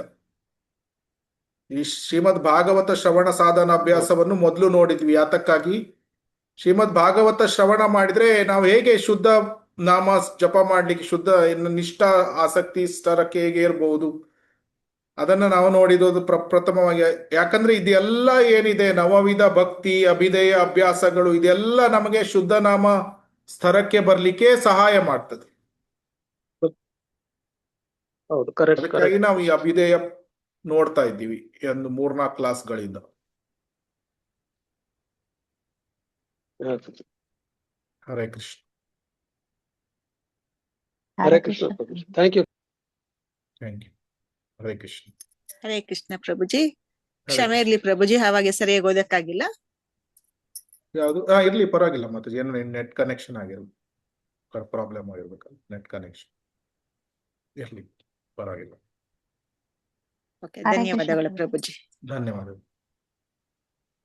ಸೊ ಏನೇನಾದ್ರು ಪ್ರಶ್ನೆಗಳು ಇದೆಯಾ ಪ್ರಭುಜಿ? ಒಂದು ಹೇಳಿ. ಅದು ಇದು ಅಪರಾಧ, ಅನರ್ಥ, ಅವಿದ್ಯೆ 3 ಇದೆ ಅಲ್ಲ ಪ್ರಭುಜಿ? ಅದರಲ್ಲಿ ನಾವು ಯಾವ್ದ್ರಲ್ಲಿ ಯಾವ ಹಂತದಲ್ಲಿ ಇದೀವಿ ಅಂತ ನಾವು ಪಡ್ಕೊಳಕ್ಕೆ. ಅಪರಾಧದಲ್ಲಿ ಆದ್ರೆ ನಮ್ಗೆ ಗೊತ್ತಾಗತ್ತೆ ಯಾವ ಅಪರಾಧ ಮಾಡ್ಬಾರ್ದು, ಯಾವ ಅನರ್ಥನೂ ಯಾವ್ದು ಮಾಡ್ಬೇಕು, ಯಾವ್ ಮಾಡ್ಬೋದು, ಯಾವ್ದು ಮಾಡ್ಬಾರ್ದು ಅಂತ ಗೊತ್ತಾಗುತ್ತೆ. ಅವಿದ್ಯೆ ಅಂದ್ರೆ ಯಾವ ತರ ನಾವು ಅದು ತಗೋಬೇಕು? ಅವಿದ್ಯೆ ಅಂದ್ರೆ ಕೃಷ್ಣನನ್ನು ನಾವು ಎಷ್ಟು ಗಂಟೆಗಳ ಕಾಲ ನೆನ್ಪಿಟ್ಕೊಳ್ತೇವೆ. ಅವಿದ್ಯೆ ಅಂದ್ರೆ ಕೃಷ್ಣನನ್ನು ಮರೆಯುವುದು ಅವಿದ್ಯೆ, ಕೃಷ್ಣನನ್ನು ನೆನಪಿಟ್ಕೊಳ್ಳುವುದು ವಿದ್ಯೆ. ನಾವು 24 ಗಂಟೆಗಳಲ್ಲಿ ಎಷ್ಟು ಗಂಟೆಗಳ ಕಾಲ ಕೃಷ್ಣನನ್ನು ನೆನಪಿಟ್ಕೊಳ್ತೇವೆ? ನಮ್ಗೆ ಗೊತ್ತಾಗತ್ತೆ. ನಾವು ಅಲರ್ಟ್ ಆಗಿದ್ರೆ ನಮ್ಗೆ ಗೊತ್ತಾಗುತ್ತೆ.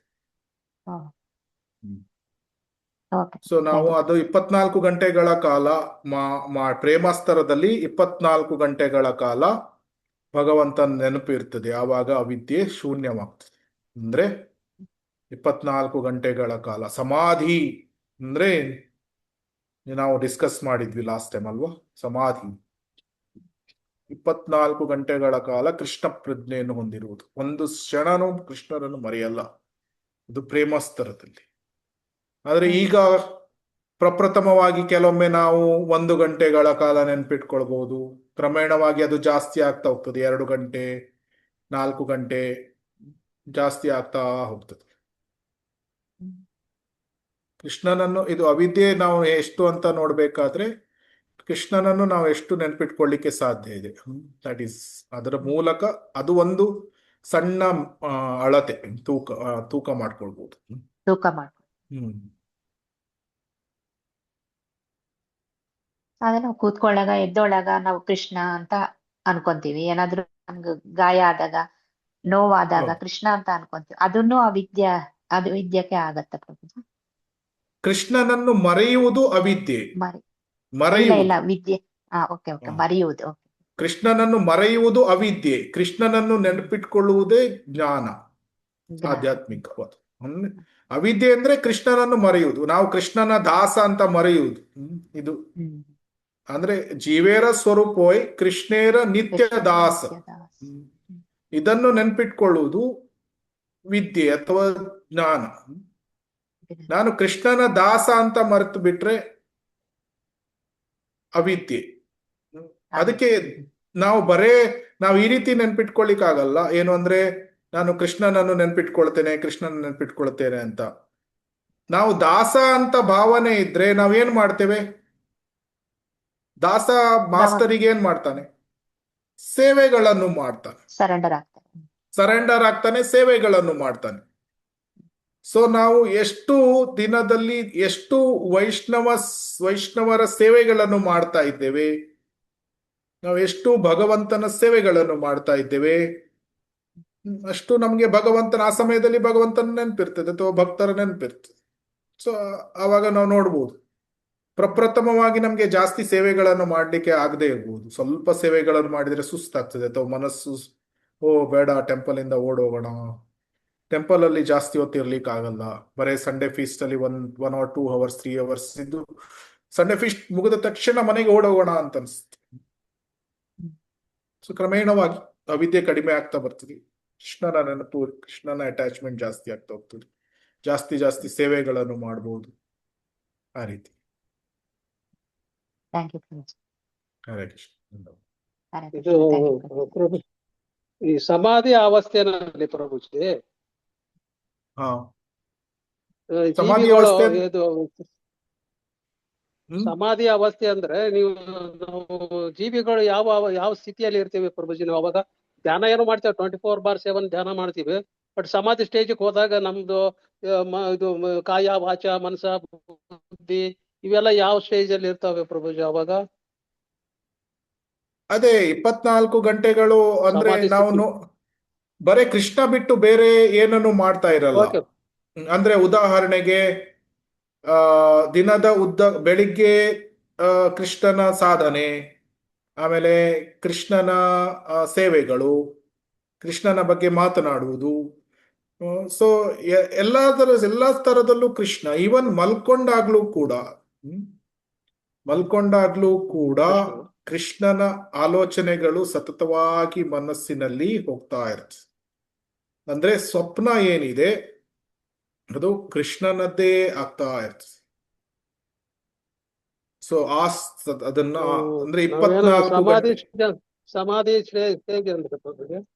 ಸಮಾಧಿ ಸ್ಟೇಜ್ ಅಂದ್ರೆ ನಾವು ಕೋಮಾ ಸ್ಟೇಜ್ ಅಲ್ಲಿ ಇದ್ದಂಗ ಅಂತ ನಾವು ತಿಳ್ಕೊತಾ ಇದೀವಿ, ಅದಕ್ಕೆ ಕೇಳ್ತೇವೆ. ಇಲ್ಲ, ಕೋಮಾ ಸ್ಟೇಜ್ ಅಲ್ಲ ಅದು ಅಲೌಕಿಕವಾದ ದಿವ್ಯವಾದ ಸ್ತರ. ಏನು, ಒಬ್ಬನು ತುಂಬಾ ಅಲರ್ಟ್ ಆಗಿ ಇರ್ತಾನೆ, ಆದ್ರೆ ಕೃಷ್ಣನಿಗೆ ಕನೆಕ್ಷನ್ ಯಾವಾಗ್ಲೂ ಕೃಷ್ಣನ ಜೊತೆ 24 hours ಆಗಿ ಇರ್ತದೆ. ಸೊ ಅದು ಬೇಸಿಕಲಿ ಹೃದಯದಲ್ಲಿ ಗೊತ್ತಾಗ್ತದೆ. ಯಾಕಂದ್ರೆ ನಮ್ಮ ಹೃದಯದಲ್ಲಿ ಪರಮಾತ್ಮ ಇದ್ದಾನೆ ಹತ್ರವೇ. ಸೊ ಪರಮಾತ್ಮ ತುಂಬಾ ಹತ್ತಿರವೇ ಇರುವಂತ ನಮ್ಮ ಕ್ಲೋಸೆಸ್ಟ್ ಪರ್ಸನ್ ಅಂದ್ರೆ ಕೃಷ್ಣ, ಪರಮಾತ್ಮ. ಸೊ ಅದರಿಂದ ನಾವು ಯಾವಾಗ ಸಮಾಧಿಯಲ್ಲಿ ಇರ್ತೇವೆ, ಕ್ಲೋಸೆಸ್ಟ್ ಕೃಷ್ಣ ಆಗಿರೋದ್ರಿಂದ ಕೃಷ್ಣನ ನೆನ್ಪಿಟ್ಕೊಳ್ಳೋದು 24 ಗಂಟೆ ಏನು ಕಷ್ಟ ಆಗುದಿಲ್ಲ. ಅದನ್ನೇ ಸಮಾಧಿ ಅಂತ ಹೇಳಿ. ಬಾಹ್ಯವಾಗಿ ಅವನು ಆಫೀಸ್ ವರ್ಕ್ ಮಾಡ್ಬೋದು ಅಥವಾ ಬೇರೆ ಸೇವೆಗಳನ್ನು ಮಾಡಬಹುದು. ಬಾಹ್ಯವಾಗಿ ನೋಡ್ಬೇಕಾದ್ರೆ ಗೊತ್ತಾಗೋದಿಲ್ಲ ಯಾರು ಸಮಾಧಿಯಲ್ಲಿ ಇದ್ದಾರೆ. Hare Krishna. It's a internal state. Internal state ಅಂದ್ರೆ ಆಂತರಿಕವಾದ ಒಂದು ಸ್ಟೇಜ್ ಅದು.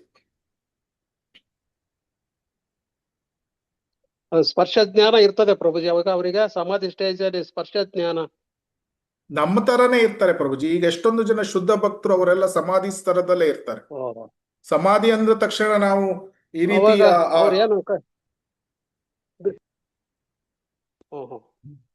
ಸರಿ ಸರಿ ಚೈತನ್ಯ ಮಹಾಪ್ರಭುಗಳು ಸ್ವಲ್ಪ ತಪ್ಪಾಗಿ, ಯಾಕಂದ್ರೆ ಸಮಾಧಿ ಅಂದಾಗ ಓಕೆ ಪ್ರಭುಜಿ, ಓಕೆ ಕರೆಕ್ಟ್. ನಮ್ಮ ಭಾರತದ ದೇಶದಲ್ಲಿ ಮುಕ್ತಿ, ಮೋಕ್ಷ, ಸಮಾಧಿ ಎಲ್ಲ ತುಂಬಾ ತಪ್ಪು ಅಭಿಪ್ರಾಯಗಳು ಇದೆ. ಯಾಕಂದ್ರೆ ಬೇರೆ ಬೇರೆ ಸ್ಪಿರಿಚುವಲ್ ಆರ್ಗನೈಸೇಷನ್ಗಳು ಇದನ್ನು ಬೇರೆ ಬೇರೆ ರೀತಿಯಲ್ಲಿ ವಿವರಿಸ್ತಾರೆ. ಆದ್ರೆ ಕೃಷ್ಣ ಪ್ರಜ್ಞೆಯಲ್ಲಿ ಬೇರೆ ಬೇರೆ ರೀತಿಯಲ್ಲಿ ಇದರ ಡೆಫಿನೇಷನ್ಸ್ಗಳು ಇದೆ. ಹೊರಗಡೆ ಕೆಲವರು ಮುಕ್ತಿ ಅಂದ್ರೆ ಬ್ರಹ್ಮಜ್ಯೋತಿಯಲ್ಲಿ ಲೀನ ಅಂತ ಹೇಳ್ತಾರೆ. ಆದ್ರೆ ನಮಗೆ 5 ತರದ ಮುಕ್ತಿ ಮೋಕ್ಷ ಗೊತ್ತು ಅಲ್ವಾ? ಅದರಲ್ಲಿ ನಾವು ಸಾಯುಜ್ಯ ಮುಕ್ತಿಯನ್ನು ನಾವು ಸ್ವೀಕಾರ ಮಾಡುವುದಿಲ್ಲ. ವೈಷ್ಣವರ ಪ್ರಕಾರ ಉಳಿದ 4 ಮುಕ್ತಿ ಮೋಕ್ಷಗಳು ಇದೆ ಅಲ್ವಾ? ಸೊ ವೈಷ್ಣವ ಅಂಡರ್ಸ್ಟ್ಯಾಂಡಿಂಗ್ ಸ್ವಲ್ಪ ಹೈಯರ್ ಇದೆ. ಅದೇ ರೀತಿ ಸಮಾಧಿ ಅಂದ್ರೆ ವೈಷ್ಣವ ಅಂಡರ್ಸ್ಟ್ಯಾಂಡಿಂಗ್ ಏನು? 24 ಗಂಟೆಗಳ ಕಾಲ ಕೃಷ್ಣ ಪ್ರಜ್ಞೆಯನ್ನು ಹೊಂದಿರುವುದು. ಸೊ ಅದು ಅವನು 24 ಗಂಟೆಗಳ ಕಾಲ ಕೀರ್ತನೆಯನ್ನು ಮಾಡಬಹುದು. ಒಬ್ಬನು 24 ಗಂಟೆಗಳ ಕಾಲ ಜಪವನ್ನು ಮಾಡಬಹುದು. ಅಥವಾ ಹರಿದಾಸ್ ಠಾಕೂರರ ತರ 21 ಗಂಟೆಗಳ ಕಾಲ ಜಪ ಮಾಡಿ 2-3 ಗಂಟೆಗಳ ಕಾಲ ನಿದ್ದೆ ಮಾಡ್ತಾ ಇರಬಹುದು. ಅಥವಾ ಒಬ್ಬನು 18 ಗಂಟೆಗಳ ಕಾಲ ಸೇವೆಗಳನ್ನು ಮಾಡಿ, ಎಲ್ಲ ಸಾಧನ ಸೇವೆಗಳನ್ನು ಮಾಡಿ 6 ಗಂಟೆ ನಿದ್ದೆ ಮಾಡಿ ಕೂಡ ಅವನು ಸಮಾಧಿಯಲ್ಲಿ ಇರಬಹುದು. ಯಾಕಂದ್ರೆ ಆ 6 ಗಂಟೆ ನಿದ್ದೆ ಮಾಡಬೇಕಾದ್ರೆ ಆ 6 ಗಂಟೆ ಅವನಿಗೆ ಕೃಷ್ಣನ ಸ್ವಪ್ನ ಅಥವಾ ಕೃಷ್ಣನ ಬಗ್ಗೆನೇ ಧ್ಯಾನ ಇರ್ತದೆ. ಸೊ ಅದೇ ಕೃಷ್ಣ ಪ್ರಜ್ಞೆಯನ್ನೇ ಹೊಂದಿರ್ತಾನೆ ಮಲ್ಕೊಂಡಾಗ್ಲೂ ಕೂಡ. ಅದೇ ಸಮಾಧಿ. ಹರೇ ಕೃಷ್ಣ. ಹರೇ ಕೃಷ್ಣ ಪ್ರಭುಜಿ. ಹರೇ ಕೃಷ್ಣ ಪ್ರಭುಜಿ. ಹರೇ ಕೃಷ್ಣ ಪ್ರಭುಜಿ, ಇವಾಗ ನಾವು ಯಾವ ಸ್ಟೇಜ್ ಅಲ್ಲಿ ಇದೀನಿ ಅಂತ ಹೇಳಿ ಗೊತ್ತಾಗುತ್ತೆ ಪ್ರಭುಜಿ? ಇವಾಗ ನಾವು ಯಾವ ಸ್ಟೇಜ್ ಅಲ್ಲಿ ಇದೀವಿ ಅಂತ ಹೇಳಿ ನಮ್ಗೆ ಗೊತ್ತಾಗುತ್ತೆ ಪ್ರಭುಜಿ. ಅದು ಯಾವ ರೀತಿ ಅರ್ಥ ಮಾಡ್ಕೊಳ್ಳೋದು ಅಂತ ಹೇಳಿ? ಅದಕ್ಕಾಗಿ ಇಲ್ಲಿ ಇದು 4 ಅನರ್ಥಗಳಲ್ಲಿ ಯಾವುದಾದ್ರೂ ಒಂದು ಅನರ್ಥಗಳು ಇದ್ರೂ ಸಹ ಅನರ್ಥ ನಿವೃತ್ತಿ ಸ್ತರದಲ್ಲಿ ಇದ್ದೀವಿ ಅಂತ ಅರ್ಥ. ಸೊ ಮಾಧುರ್ಯ ಕದಂಬಿನಿಯಲ್ಲಿ ಇದರ ವಿವಿಧ ಹಂತಗಳ ವಿವಿಧ ಸಿಂಪ್ಟಮ್ಸ್ ಗಳನ್ನು ವಿವರಿಸಿದ್ದಾರೆ. ತುಂಬಾ ಸುಲಭ ನಮ್ಮ ಇದರ ಪ್ರಕಾರ ಅರ್ಥ ಮಾಡ್ಕೊಳ್ಳುವುದಂದ್ರೆ, ನಾವು ನಮ್ಗೆ ಎಷ್ಟು ಕಾಮ ಇದೆ ಅದರ ಪ್ರಕಾರ ನಾವು ಅಳತೆ ಮಾಡ್ಕೊಳ್ಬೋದು. ಸೊ ನಮಗೆ ಹೆಚ್ಚು ಕಡಿಮೆ ನಿಷ್ಠಾ ಸ್ಟೇಜ್ಗೆ ಬಂದಿದ್ದೀವಿ ಅಂದ್ರೆ ನಮಗೆ ಗ್ರಾಸ್ ಸೆಕ್ಸ್ ಡಿಸೈರ್ಸ್ಗಳು ಇಂದ ಮುಕ್ತರಾದಾಗ ನಾವು ನಿಷ್ಠಾ ಸ್ಟೇಜ್ಗೆ ಬಂದಿದ್ದೀವಿ ಅಂತ ಅರ್ಥ. ಸೊ ಇದು ಒಂದು ಅಳತೆ. ಆಮೇಲೆ ನಿಷ್ಠಾ ಸ್ಟೇಜ್ ನಂತರ ಹೆಚ್ಚಿನ ಅನರ್ಥಗಳು ಸೂಕ್ಷ್ಮ ರೂಪದಲ್ಲಿ ಇರ್ತದೆ. ಆದರೆ ಸ್ಥೂಲವಾದ ಕಾಮ ಭಾವನೆ ಇದ್ದರೆ ನಾವು ಇನ್ನೂ ಅನರ್ಥ ನಿವೃತ್ತಿ ಸ್ತರದಲ್ಲೇ ಇದ್ದೇವೆ ಅಂತ ಅರ್ಥ. ಸೊ ಆಮೇಲೆ ನಿಷ್ಠಾ ಸ್ಟೇಜ್ ಅಲ್ಲಿ ಯಾವ ರೀತಿಯ ಅನರ್ಥಗಳು ಬರ್ತದೆ? ಅದು ಜಡ್ಯ, ಔದಾಸೀನ್ಯ, ಆಮೇಲೆ ಅಪ್ರತಿಪಟ್ಟಿ, ಆಮೇಲೆ ರಸಾಸ್ವಾದ, ಕುಟಿನಾಟಿ, ಈ 5 ಸಿಂಪ್ಟಮ್ಸ್. ಸೊ ಇದು 5 ಸಿಂಪ್ಟಮ್ಸ್ಗಳನ್ನು ಹೊರಗೆ ಬಂದಾಗ ಅವನು ನಿಷ್ಠಾ ಸ್ಟೇಜಿಗೆ ತಲುಪಿದ್ದಾನೆ. ಅದರಲ್ಲಿ ಕುಟಿನಟಿ ಮತ್ತೆ ರಸಾಸ್ವಾದ ಏನಿದೆ ಅದು ಸ್ಥೂಲ ಸೆಕ್ಸ್ ಡಿಸೈರ್ಗಳನ್ನು ಇದು ಸೂಚಿಸ್ತದೆ. ಸೊ ಸ್ಥೂಲ ಕಾಮಭಾವನೆಯಿಂದ ಮುಕ್ತರಾದಾಗ ಒಬ್ಬನು ನಿಷ್ಠಾ ಸ್ತರಕ್ಕೆ ಬಂದಿದ್ದಾನೆ ಅಂತ ಅರ್ಥ. ಅದರ ಮೊದಲು ಆ ಭಾವನೆಗಳು ಇದ್ರೆ, ಅಂದ್ರೆ ತುಂಬಾ ಅಟ್ರಾಕ್ಷನ್ ಫಾರ್ ಇದು ಸೆನ್ಸ್ ಎಂಜಾಯ್ಮೆಂಟ್, ಇಂದ್ರಿಯ ತೃಪ್ತಿಗೆ ತುಂಬಾ ಗಾಢವಾದ ಅಟ್ಯಾಚ್ಮೆಂಟ್ಗಳು ಇದ್ದಾಗ ಒಬ್ಬನು ನೈಷ್ಠಿಕಿ ಭಕ್ತಿಯನ್ನು ಅಭ್ಯಾಸ ಮಾಡ್ಲಿಕ್ಕೆ ಆಗುದಿಲ್ಲ. ಅಂದ್ರೆ ಸ್ಥಿರತೆಯಿಂದ ಅಭ್ಯಾಸ ಮಾಡ್ಲಿಕ್ಕೆ ಆಗುದಿಲ್ಲ.